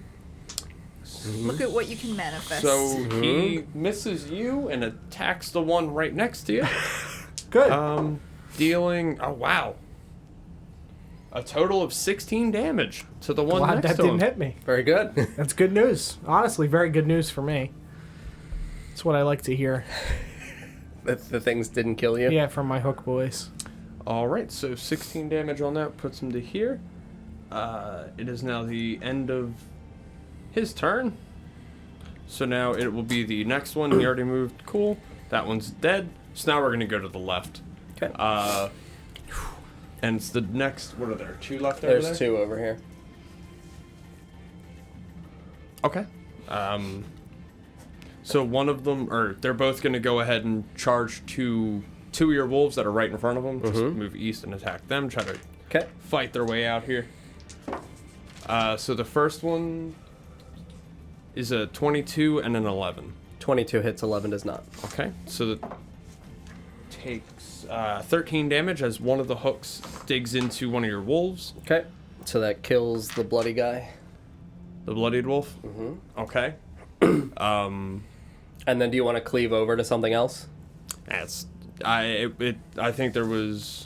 What was the damage I said? 13. 13? How much would it transfer over? 10. 10? Oh, Yeah. wow. Yeah, you can cleave over. Yeah, we'll cleave it over then. That's Okay. fine. I'll say he kills the second one. Because there was one that had 7 on it, and that would kill the second. Right. Rip. Okay. And then he's I gonna... mean, if we can cleave, they should cleave. Yeah, yeah. That's fair, yeah. So then he's gonna move forward. We'll take the firstmost one. This one? Yeah.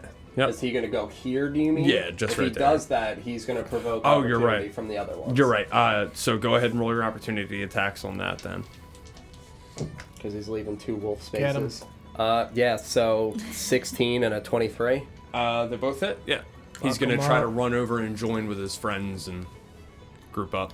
The first one is 8 piercing, and the second one is 8 piercing. Jeez. So 16 total? Yep. Okay. Yeah, so as he turns to leave, your wolves all just charge and bite into his Meaty ass. weird back legs. Really? Just foghorn leghorn legs. Oh man. So then it's gonna be the... Leghorn legs. So it's going to be the next one's turn. He's also going to move to the east and then attack the wolf on the left. Yeah. Yep. So it's going to be 2 hooks at him. I've got a 10 and a 16. 16 hits. Okay. That wolf takes 12 damage. 12? Cool. He has 1 hit point. As What a little hero. the 2 hooks dig into him, or the 1 hook rather, just digs into him and tries to pull him closer. Meat hooks. So that was this dude. Or that should have been all my turns. Cool. So then with that, we're going to go back around to John.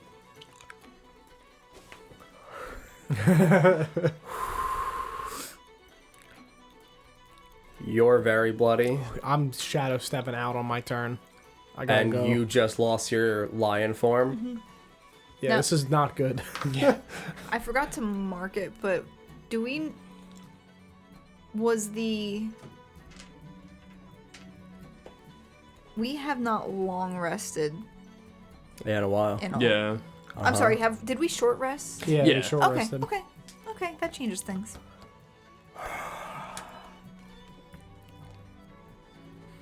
All right. So on my turn, I don't want to heal you, but I feel like I need to. Yeah.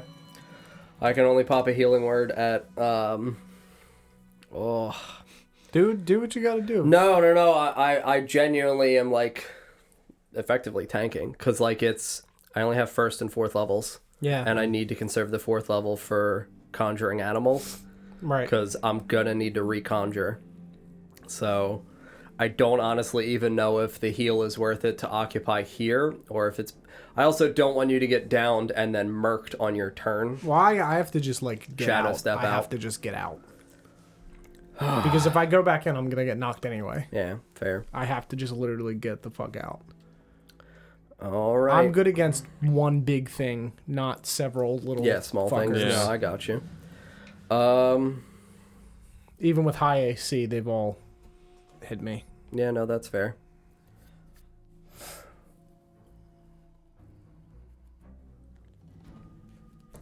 All right. I will. Fuck, I can't even safely do that for you.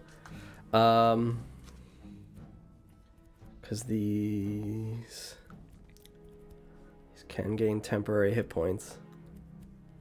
Do you still have neither of you have your temporary hit points, right? I still have 4 temporary hit points. You have 4? Yeah. I'm looking good. Like, I am fine.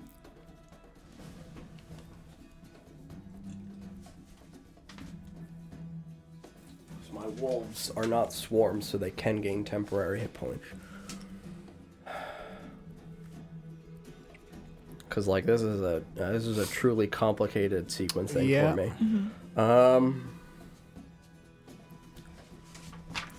Okay, I will bonus action create a bear spirit here.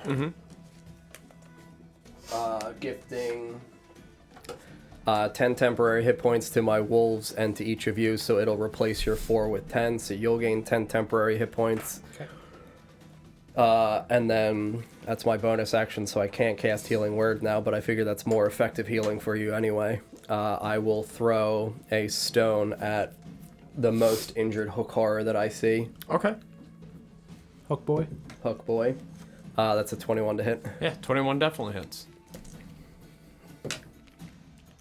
And 9 magical bludgeoning damage. 9. Nice. Okay.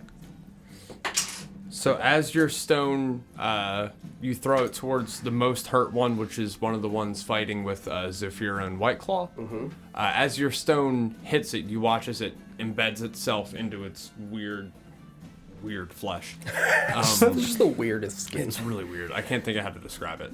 But it does have skin. It does have skin, yeah. And you watch as blood begins to spill from the wound. With that, it'll be Zephyra's turn.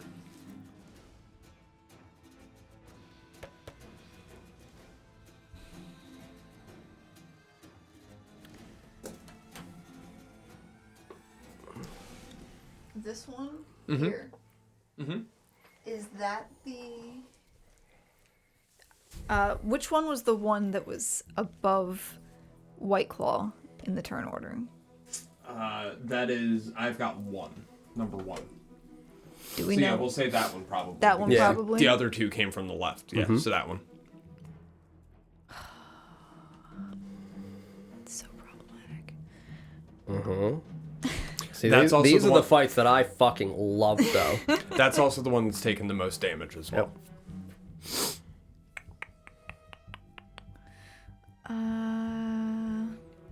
Because, like, I can continue to match numbers for numbers mathematically, but, like, you guys Like need to the- be very careful. Yep.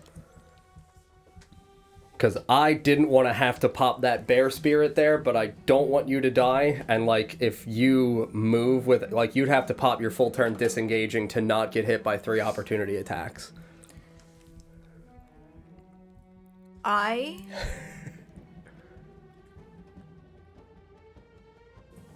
want to run into this space right here between all of them, like as close to the center of all of them Okay. as possible. So you're going to have to I- move through 2 of them. Yep. Yes. You want to do your opportunity attacks? Is it up? I'm not leaving their space. You're leaving that one Oh. space. It's one that you're leaving. Yeah. All right, yeah, that's fine. Okay. Opportunity attack.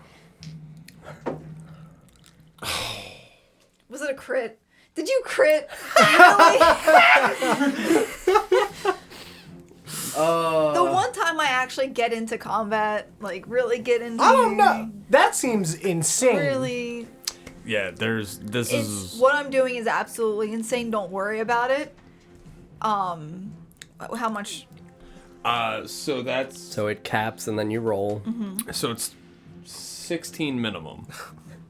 I mean, it's fine. Whatever it is, it's fine. And then the next one, so that's 11, so 27 total. Okay. I'm fine. And then Things are fine. the next hit was an 18, so that one's going to hit as well, right? It's only one. She's only leaving the Yeah, space of one Okay, as so- she runs into the middle of So it things. has multi-attacks, so it doesn't make 2 attacks on... Okay, so it only makes 1. Cool. Correct. I was gonna say like you. Don't do it. Don't. Don't do that. Don't. No, Mr. Frodo. No, Mr. Frodo. But yeah, And you I'm going to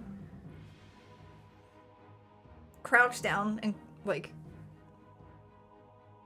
not cover. I'm not actively taking the. Hide. Or disengage. Yeah. I'm gonna hold my action. Okay. And I'm going to turn to White Claw and say, "Run." Okay. And I'm going to hold my action until White Claw runs. White Claw runs. Okay. So then following that, it would be Fizzlewick's turn. All right. Don't you dare be a fucking coward. I swear, if you don't run, I'm. Oh, I'm leaving. Trust me. I'm going. If you hurt my wolves, I'll eat your corpse. What we got in the old spell tank? I guess I'm just gonna take some shots. Okay. That's easiest from back here. Mm-hmm. I'll shoot toward the one closest to us first. Mm-hmm. And that'll be a 24 to hit. Oh yeah, 24 definitely hits. And Fizzlewick. I'm assuming I'm going to be shooting again, so just roll now. That'll be a 21 to hit. Fizzlewick. Hell yeah, both of them hit. Roll your Alright. damage on them. No. Hashtag Fizzle Me Daddy in the chat, please. Thank you. It's okay. The first damage roll was a 1. But 7 magical piercing on the first hit. Okay. And, jeez, 7 magical piercing on the second so hit. 14 Double ones. total. That one's banished. You're gone. Yeah, 14 total. And then my bonus action will be having Crockpot run up. Get in there, buddy. All right, come on, Crockpot. Cool, he can get there too. So Take a bite. He'll charge that guy and take a bite. Join my wolves. And that will be 17 to hit. 17 hits. He Good did it. job, Crockpot. Fucking love them. For more damage than I did, he's gonna deal 10. Hell yeah, Crockpot. Fucking good boy. Crockpot. So 10 force damage. Cool. So you watch this Crockpot jumps up and Does he collides. murder him? Huh? Does he murder him? Does not murder him. Aw. But he is now bloodied. Okay. So, you watch this Crockpot jumps up and the weight of Crockpot colliding into the thing's leg. You watch its leg buckle and begin to bleed. Then it's gonna be I'm gonna move too. okay. I'm not gonna go too far, but I don't have the very long legs, so we gotta do our movement in steps. Yep. We'll go there. It's just a stroll. Yeah, kindly lean our way forward. So it is now gonna be the first Hooked Horror's turn, which is the one. Right behind me. Yeah, the one like pretty much right in the middle of that swarm. You're going to miss. You're going to miss. Yeah, so he's gonna attack at Zafira and hopefully miss. You're going to miss. One misses. That's an 11 and a 20. The 20 is gonna hit. Okay. Can you hear me? So you take 10 damage Okay, that's fine. as that one hooks its claw or hooks its hook. Hooks into you. Yeah, hooks into you. It just hooks right into you. Hook daddies. And then it'll be White Claw's turn. Okay. Okay. I'm going to use my 2 actions. Punch, punch. To number 1. Okay. That is 17 plus 8, which will hit. And that is a 15 plus 8, which will Hell also yeah. hit. Sorry, not punches. Spears. Spears. It's always spears. 16 points. Okay. And then I'm going to bonus action. Woo! Shadow step the fuck over there. All right. Goodbye! So you So- shadow step out. Yep. What you As got? soon as that happens, I'm casting Thunder Wave at Okay. 3rd level. Oh gosh. Okay. So My fucking wolves. your wolves are fine. It's a 15-foot cube, or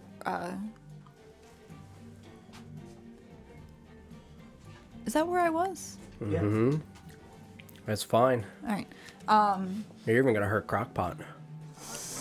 Oh, yeah. I don't think it's radius. I think it's. Oh no, it okay. ends right in front of him. I'll fix anything that hurts Crockpot. True. So everything in that space needs to make a Constitution saving throw. What's the DC? It is 12. 12. It's not super high, but Okay, con save. So the first 2 succeed.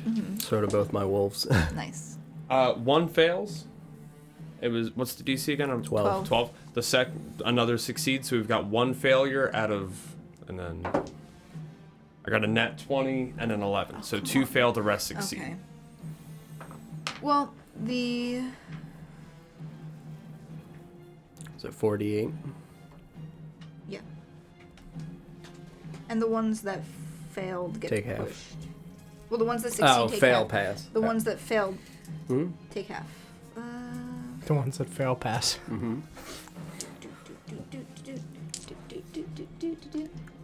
Collecting all my d8. I feel so bad when she rolls like 12 damage. Yeah. Is it 12? Is it exactly 12? Not exactly 12. It's 13. Coward. Oh man, that's All not right. good. Why did you curse me like this? Now you're gonna get beaten Why to did you death. do this? You're gonna get beaten to You death. didn't have to say that, but you went and said Oh, it. Zafir is gonna die. So I'll say the one right in the middle, the one that's got This the number. was the one that was the most injured? Yeah, that one. Yeah. He's dead. That's So good if you want to news. describe how you kill him. I mean, it's a thunder wave, so he gets like blown backwards away from me. Okay. Just picturing Plankton from the So SpongeBob movie. I'll say And then- his Zap. body goes sliding toward. Whichever ones failed get pushed 10 feet away from me as well. Okay, so I had one more that failed. Yeah. I'll say the one closest to me on the furthest left-hand side. Yep, he gets pushed back into that corner. Okay. Also, it's super loud. Yeah, real loud. Uh-huh. And does... Force movement does not provoke attacks of opportunity. No, that's not what I was thinking. Okay. I just lost the thought I had, though, right as I was asking it. Oh, do they take half damage if they succeed? Yes. So 6. Okay. 6 to everyone oh else. my! I'm so mad. I can't believe that. Two of them were ones. Yep. Okay. Oh, wow. That one took a lot, then. So you watch as there's one more over here as the thunder wave rings out, more blood begins to just spill from it. Cool. So then following that, it's going to be White Claw, my Hook Horror's turns. So the first one I have is on this side. So I'll say it's the one that got knocked all the way over to the left. He's just going to pick a wolf, this one down here, and attack that wolf with 2 hooks. Okay. One hits, it's a 15, the other is a 4. So Okay. it'll be a 10 to hit. Yep. 15 hits. Cool. So that one, as it hooks into one of your wolves, it deals 11 damage. Okay. Trying to hold it in place, and the wolf kind of slides out. Oh. Yeah, the wolf dies, and... 1 would cleave. Right. 1 damage? 1 damage cleaves over. Okay. So following that, that's his turn. So it's going to be... Rip. The one right in the middle that... or no, that one came from the left. Mm-hmm. So to be the one behind Zafir is going to attack then. Mm-hmm. Oh boy. So I've got a 20, not nat, just, dirty 20, and then a crit fail. So I'll say the crit fail happens first. He jumps forward towards you, trying to hook into you, and misses. As he lands, I'll say he, see if his buddy gets out of the way in time. Sure does. So his buddy steps to the side as his body flies and misses the one. The one that's got 6 up behind Zafira, if you can just move him on the other side, kind of I close. mean, it can occupy the space of my spirit. Well, Because closer my- to Mike. Oh, closer to On the my other side, yeah. Yeah, pretty much there. So he, Yep, and then missed, yep. So then it's going to be the next one's turn. He's going to move forward closer behind you and attack you as well. I've got a 20 and a 17. Yep. Yeah. Yes. Not that I want him to, but didn't the other one also succeed one of those? He had the nat 1 cancel out the one that hit. Oh, okay. Yeah, yep. Okay. That works. So you take 9 damage from the first hook, Okay. and then Second hook. the second hook you take 12 damage. you're so lucky. I'm sorry, 13 damage. You're the luckiest person alive. As both the hooks dig into you and try to hold you in place, if you can just scoot that one up closer to Zafira there. This one? Yep. Cool. So then following that, it's going to be the 2 on the other side. Yep. Do you skip my wolves? I might have. Yeah. Because Your I know wolves? I know 2 of them are supposed to go before my wolves. Yep. Yeah, so it'll be your wolf's turn then. Okay. So 1 crit and then 23, 22, 18, 17. They all hit? And then does a 15 hit. Sure does. Woo! So all your wolves hit. Way to go, wolf friends. There's going to be a lot of damage.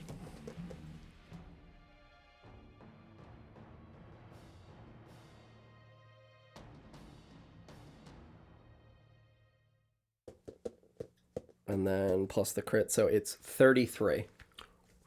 Okay. 33 on just... Yeah, right? And then if you want to cleave again. Yep, that's exactly going to happen. So you watch as your wolves swarm one and just tear it to pieces. It is now dead. Then they move forward to the next one, dealing 11 damage to him. Okay. Bringing him down to bloodied. Okay. So the next one is now bloodied. Okay. It's going to be that one's turn, and it's going to attack a wolf. I've got a 15 and an 11. 15 hits, the 11 does not. Okay. Rip that D4. Your D6. Oh. Sorry, drop my D6. Takes 11 damage from one hook as it digs into the wolf. Yeah, you killed 2. Oh, damn.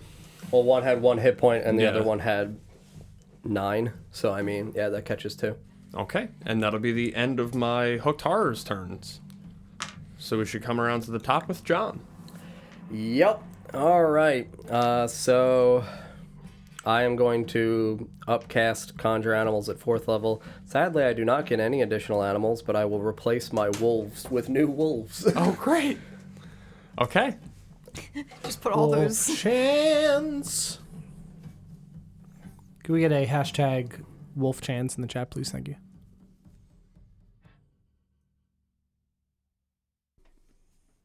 Nice and surrounded now. Yep. That is my action. For my bonus action, I will cast Healing Word at a 1st level. Okay. Don, you regain 7 hit points. Nice. Thank you. Thank you very much. That should be enough to jump back into the fray, right? Yeah, I think so. All We'll right. be fine. Especially with all the wolves. Yeah, Why yeah. is your thing? Hmm? Why is your Party mode. Mine's not doing that. I changed my my overlay thing. You gotta change your portrait, and you get party mode. Get good. All right. So then it'll be Zephyra's turn. That's not important. All right, we'll I mean, It sucks that it happened is right pretty there. important.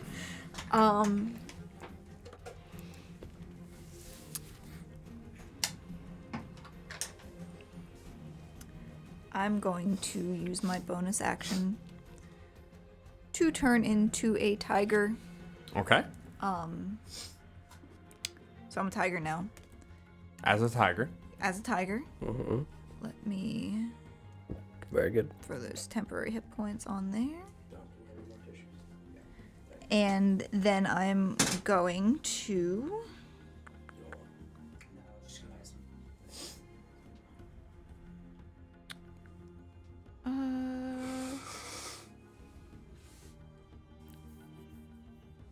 Is one of these near me lower in damage than the rest? Or... Yeah. So the ones closest to you, there's 2 that look about the same. Like they've taken about the same amount of damage. I'll say the one I've to got your 4 and 6. one and to your 1. left and the one to your right. Yeah, the 4 and the 6. Yep. Mark that one a 3, just so this way we have different numbers. There we go. Perfect.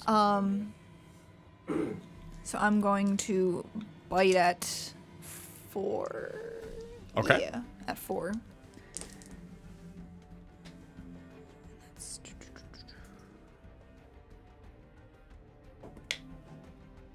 And that's going to be 21 to hit. 21 definitely hits. Go ahead and roll your damage on him.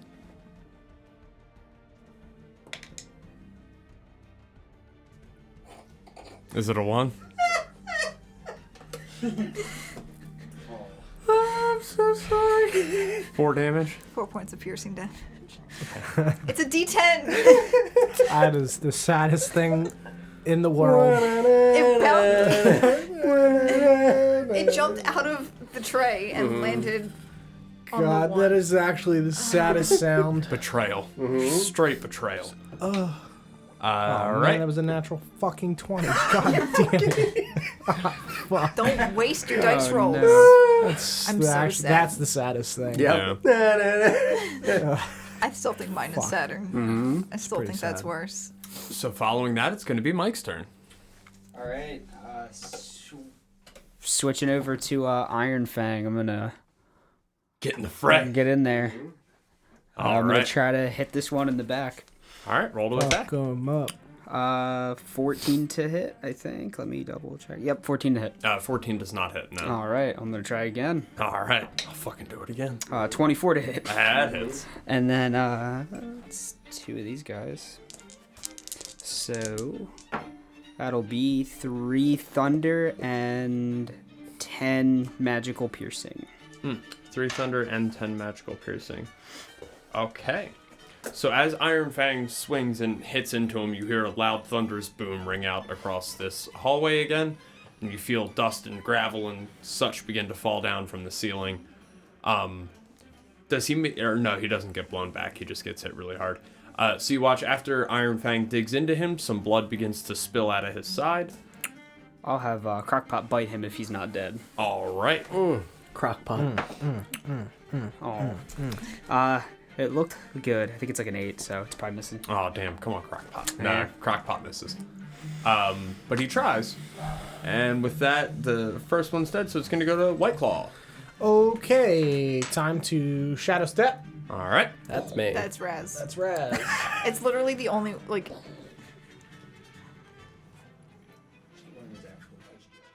Yeah, we should. Yeah. I like that idea. Be There? careful. Okay. So you got flanking if you attack that one, too. Yep. I also have advantage. Oh, because Anyway. of the stealth thing, yeah. Yeah. My punch with my spear. All right. It's Spear not. punch. Flanking is what? +5. Okay, so thank God.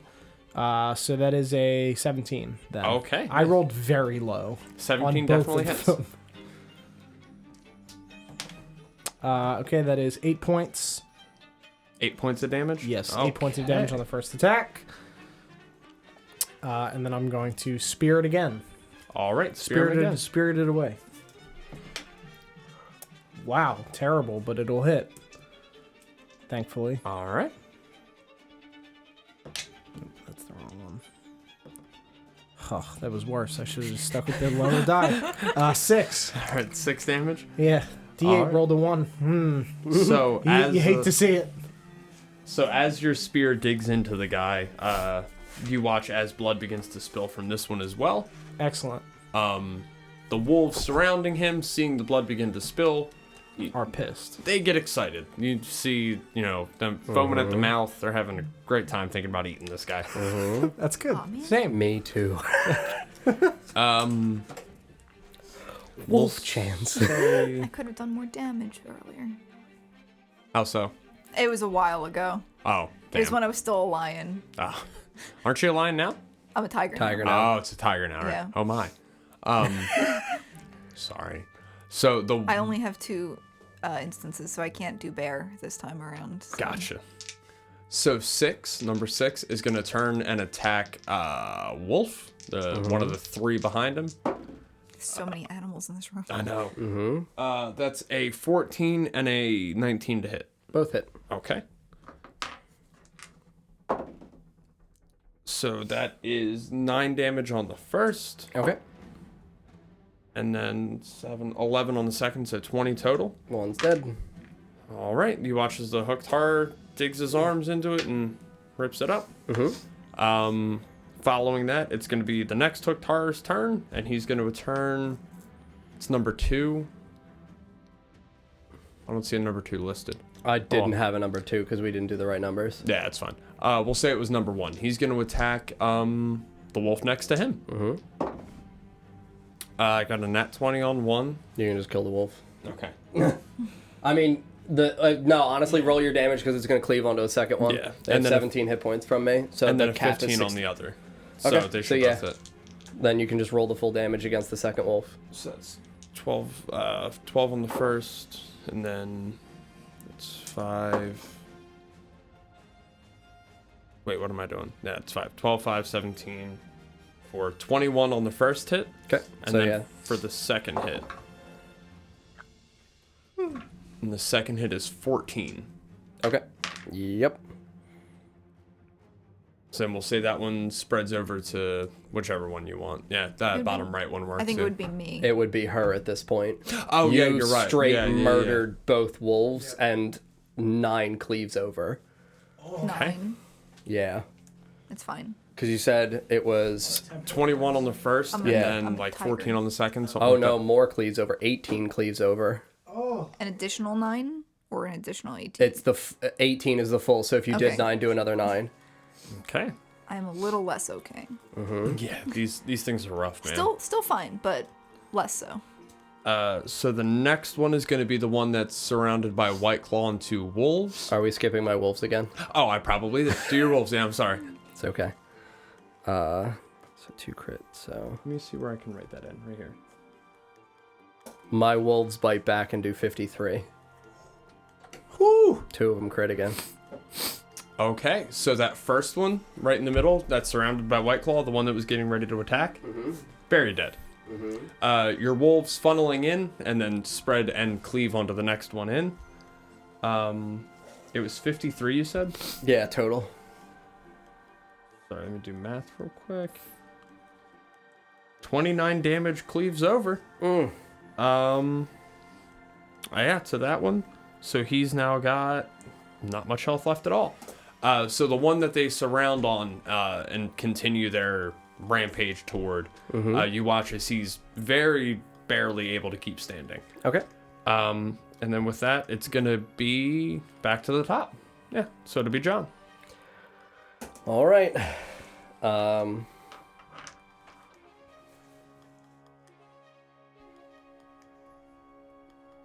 Bite that fucker. All right, you got plenty of flanking. Yep. 17, or sorry, 13, 18 Yeah, to hit. that hits.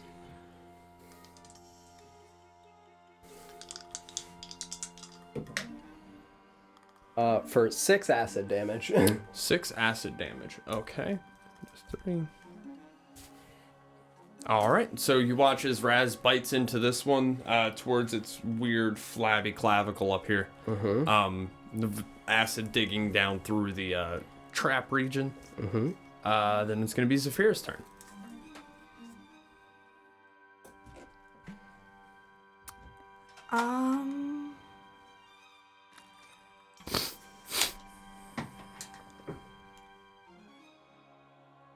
I'm gonna turn to the one behind me Okay. and bite it. All right. Bite that hooked har. Or hook har. Nat 20? Nat 20. Hell yeah. Yes. So that's Fuck them up. right off the bat. That's 13 points Roll that of one. piercing damage. And Roll then that. 1, not a 1. 2. 3. Much better. So 13 and then an additional 12 An of additional 12. To piercing, 25. 25 total piercing damage. Okay. So describe how you killed the first one. So I'm gonna grab it. Bite its face. Well, I'm gonna grab like the shoulder area and just like rip it and throw it Okay. aside. So that's what you do. You watch as its body collides into the cave wall and slides down to the floor. As your bite carries through, I'll say it hits one as it's flying toward and deals the rest of the damage to that one. You had came out to be 17 points of damage that carried over. That cleaves over to another one. So with that, it's gonna be Fizzlewick's turn. Get him, Fizzle Daddy. All right, yeah, I'm gonna try to hit this guy in the back. Is he still flanked? Is that Yeah, what we? yeah, he's very flanked. All right. That's a natural 20. Yes! Hell yeah. Fizzlewick! With Iron Fang too, right? Yep, sure was. Is it each die? Yeah. Each, Yeah. all the Everything dice? is capped. Okay, so That's a lot of damage. sure is. I get So Phil Swift. it's gonna be 10 thunder and 10 thunder and 21 piercing. So 31 total? Yes. Man. So that's going to be... Wow. All right, so as Iron Fang, you swing and it digs into this hooked hard. You hear the thunderous boom ring out. And you watch as it recoils from the hit, and begins bleeding heavily. All right, we're going in again. All right, going again on him. Another net one. No, that's a 14. What's the flanking bonus? You have 5. 3/4 flanking, so +5. So a 19. to Yeah, hit. 19 hits. Cool. And 7 thunder and 15 piercing.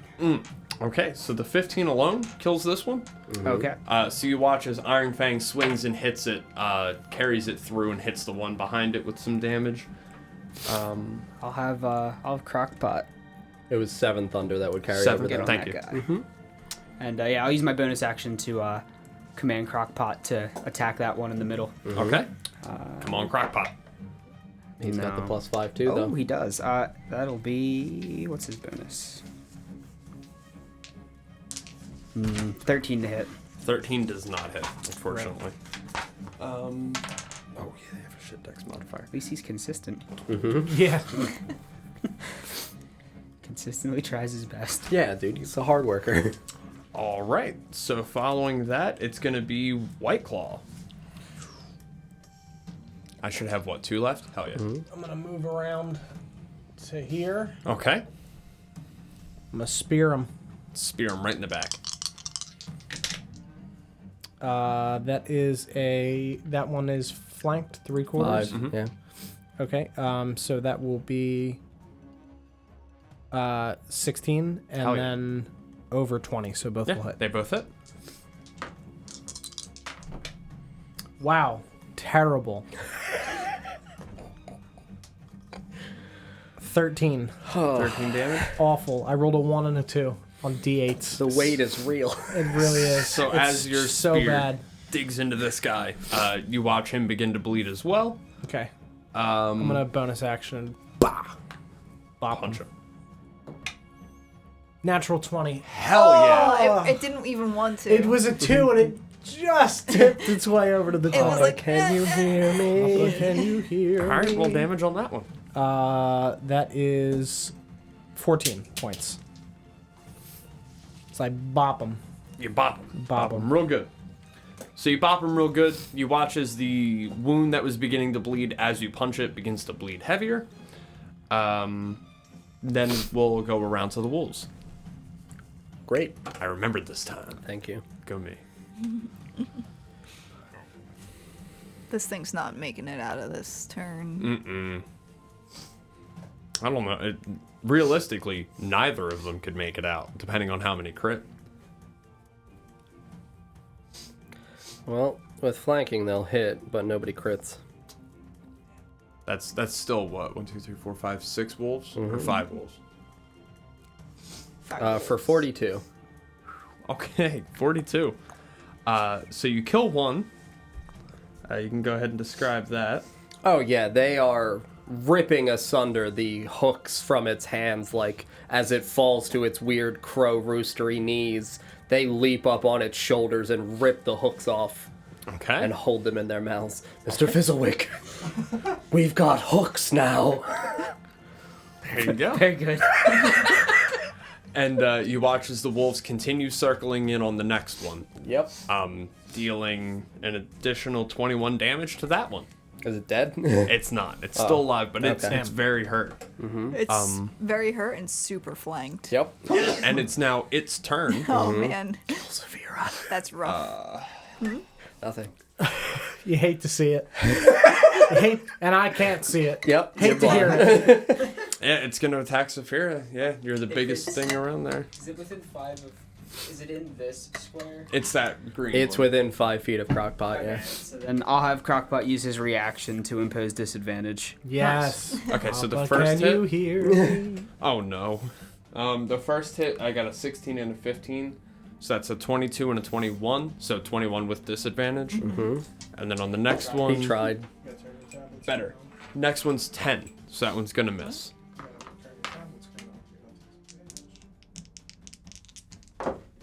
Let's see, 8, 12 damage as this hookar is able to gain purchase with one of its hooks onto Zafira.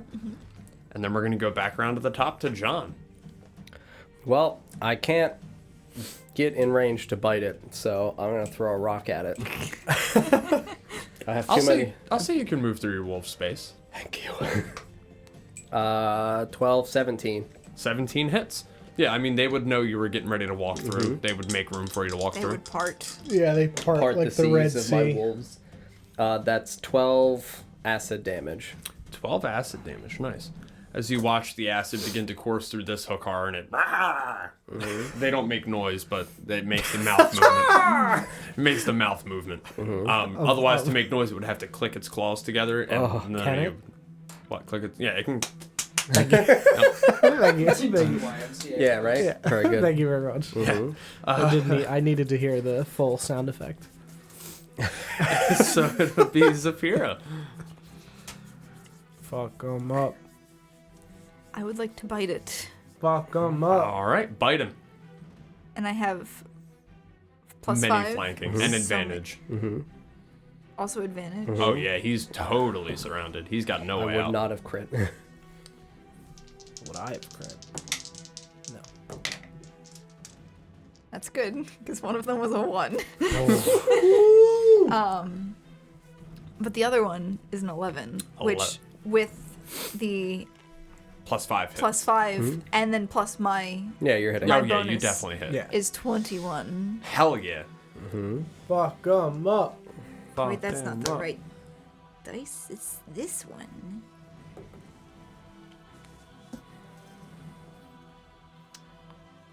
That's going to be 11 points of piercing damage. Nice. Okay, so you watch as you bite into this hookar and it begins to bleed heavily. You bite and just tear your head around and shake it back and forth. It's gonna go to Fizzlewick. My wolves will part for you, Mr. Fizzlewick. Oh, that's a terrifying statement. You just jam in there. Yeah, him up, Fizzlewick. I'll run in then. Is it You have advantage? and plus 5. Yeah. Good. It's a good thing. There's a 1 in there trying to Yeah. hang out. So a non-natural 20. Nice. That hits. And I guess I'll see if he dies on the first one. So that'll be 8 thunder and 12 piercing. 8 thunder, 12 piercing, so 20 total. Yep. Okay. So you watch as Iron Fang just digs into the side of this thing again, and as it collides into it, you watch the wound just rip open and blood begin to just pour out of this thing. And then it's gonna be. Oh no! He has extra I'll- attack. Oh yeah. I'm I'll sorry, do that was only second one. attack. Yeah, you're right. That'll be 26 to hit. That hits. Go ahead and roll your Fizzle, damage. can you hear me? It'll be 15 piercing and 1 thunder. Describe how you kill that hook hard. I don't. Is this guy? How tall is this guy? They're big, dude. They're large. They're So large. Yeah. Okay, yeah, we'll slide under baseball style. Once again. It's only so many cool things you can do as a gnome. That's got to be one of them. yeah, sliding. You I'll just, run under, swinging up, going mining. All right. I see crystals. Show up right in front of White Claw. And you watch as this hookar, after getting hit with Iron Fang, just explodes into like 2 pieces and just falls apart. Ooh. Nice. Good job. So that was. What are they? 3. Yeah. Cool. So everything in this room's now dead. Excellent. You killed it all. Uh-huh. That was fun. Oh yeah. Are you still a tiger? For sure.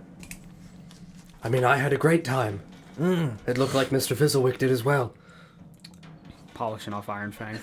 See? He split one of those horrifying monsters in half. I'm just gonna make like that's a wonderful. It's very impressive. like one of those huff sounds that big cats make. Huff. Huff. It seems this tiger thing is tired. Maybe it needs to lie down and rest. Think we could all do with a rest, perhaps? No, All right. there's still things to find.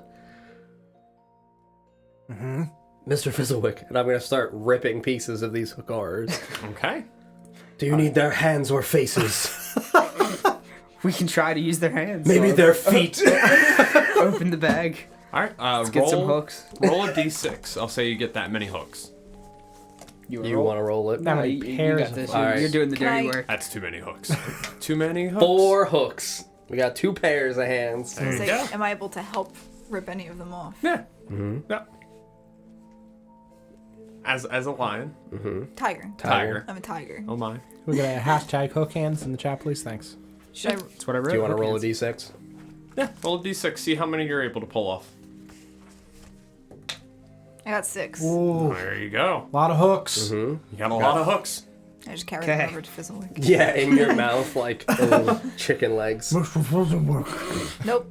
Can't speak. I'm a tiger. I know. And I'll say ahead of you down this hallway towards that next hallway, you see the purple glow that's been pervasive throughout this entire cave dungeon region. You see that glowing immensely. So a very bright glow at the bottom of that. It's here. That death smell. Was that coming from this room or the next? Sure was. So hang on, let me read you the description. Yeah, of they're it. like corpses in here. This long cavern Can I get cuts some? its shattered bones lie amid the scree. Okay. So the shattered bones is where the smell of death is coming Okay. from. As we're just standing around, I'm gonna have Tiny Wick flutter over to you, and he's gonna touch you and give you Use pets. 19 Good health. kitty. Oh wow, that's a lot of health. Thank you, Mr. What is this? Tiny Wick. Thank you, Tiny Wick. I like to He'll picture nod. Tiny Wick like actually swung and like tried to hurt him and just I'll killed punch him I'll instead. fuck you up. All right. Where would y'all like to go? I mean, there's only one way. No, you can go back the same way. Oh no, there's things ahead that Mr. Fizzlewick needs. Oh, another 5. Sorry. Oh, thank you. I thought it was 2d8s. I'll just cast the spell twice. Oh, thank you. Would you like to go down to that hallway? So as we come to, does it like curve or does it look like it goes straight forward? It does curve. Okay. Curves to the what would that be? The west. Yeah, I would go up to about that area and then flank myself with my wolves, and I would use my familiar and utilize my spider and crawl along 100 feet deep into this hallway. Okay. So as you crawl down this hallway, the bright purple glow becomes brighter and brighter. Okay. Until you come to the end of the hallway looking down into the room.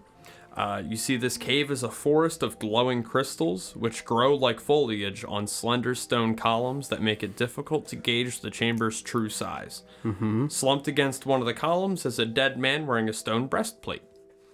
And make a wisdom saving throw, as you're familiar. Spider-Chan! Spider-Chan does whatever he wants. 19. 19 Or, succeeds. sorry, 22. Yeah, we're good. So you start to become disoriented in this room, not able to determine where you came in, how you're going to leave, but you shake it off and you reorient yourself and you're fine. And that's the extent of the room. Just a bright purple room. Okay, so I cannot see other than crystals, man in a stone breastplate. Yeah. So does this descend downwards, or am I able to crawl over the body of this man? So the body of this man, yeah, you can definitely crawl onto him. Yeah, I'm gonna crawl on this corpse man Okay. and see if he's actually a corpse. Sure is a corpse. Cool. I'm gonna bite him. Okay. Nothing happens? Yeah. You don't even have to roll to attack yet. I gotta No, be you're fine. sure, man. Like, You never know. yeah, you never know. I could bite this thing and it could reanimate her on me. I'm not risking that shit. All right, yeah, I will leave my spider on its head. Okay. I mean, it's not that big. It's like tiny. I like, hate it regardless. oh yeah, no, I'll put it on its nose then. Okay. Just looking into the dead man's eyes. There you go. It's just Yeah, I see you. Yeah, so spiders I'll. have like little like. Don't their hands look like that? Mm-hmm. So Under the sea. Yep, I'm Sebastian. Yeah, so I will conclude my entrance into my familiar. Okay. Are you still bloody? No, I'm good now. Are you full? No. Are you close? Close-ish, yeah. How off? Because I can good bury you. 20. You're 20 off? Yeah. Motherfucker. 21, technically, but yeah. I'll good bury you once. Okay. And you get the full 10. I have to save some castings of shield for myself. Thank you, friend. Much appreciated. There are things ahead for Mr. Fizzlewick. We've got to get them. Okay, Guess sure. when I hear that, I want to grab Iron Fang. Do I sense precious gems? Sure do. Yes, All right. we do, Mr. Fizzlewick. Do I feel anything with tremor sense? From where you are right now, yeah, you would actually. Okay. Let me see.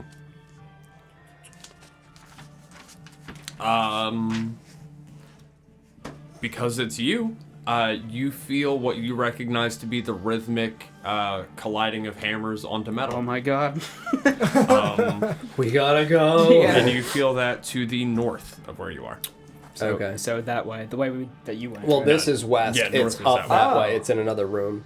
Okay, and this was the bridge above us? Yep. Correct. Okay, I'm gonna look up there. Okay, so as you look up to that bridge, it's 5 feet wide, has no railings. I could get up there and throw a rope down. There are gems for you over here, Mr. Fizzlewick, as well as a dead man. Would you like me to check what's up there before we proceed? That room ends in a dead end, ironically enough. Oh, all right, sure. Then let's continue, and perhaps then we can come back to the bridge. Yes, Mr. We Fizzlewick. must come back to the bridge. We'll come back for the bridge, absolutely. Okay. All right.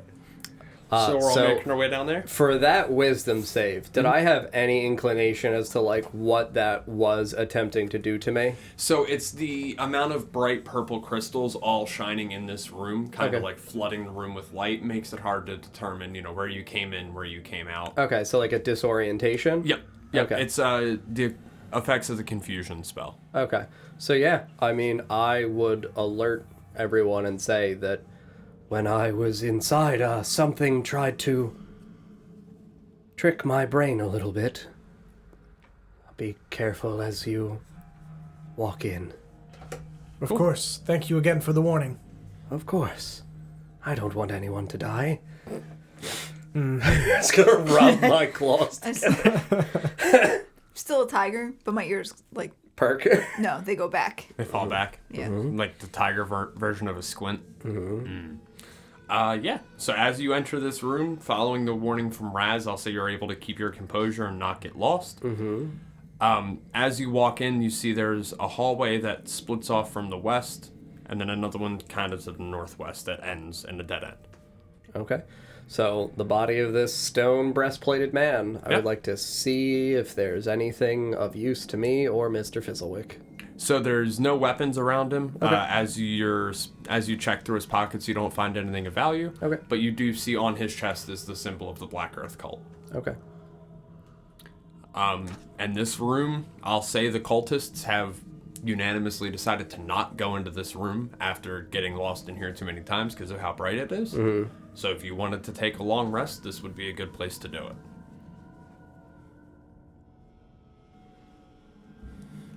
I mean, if you guys are tired. A rest would be welcome. Just gonna nod. Tired now, aren't you? Had a rough day. It's not very easy being a cat. You should know that. That horrifying wail is so appropriate.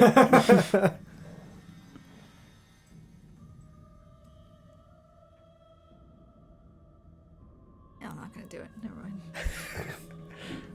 I'm gonna walk over to one of the corners and just... Okay. I'm gonna conclude down. my wild shape. Curious that now you can become an animal. I wonder why that is.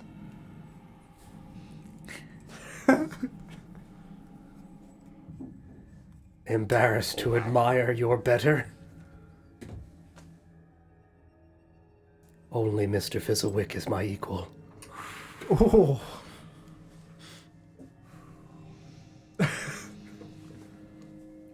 Harsh words being thrown around here. You will get instantly killed.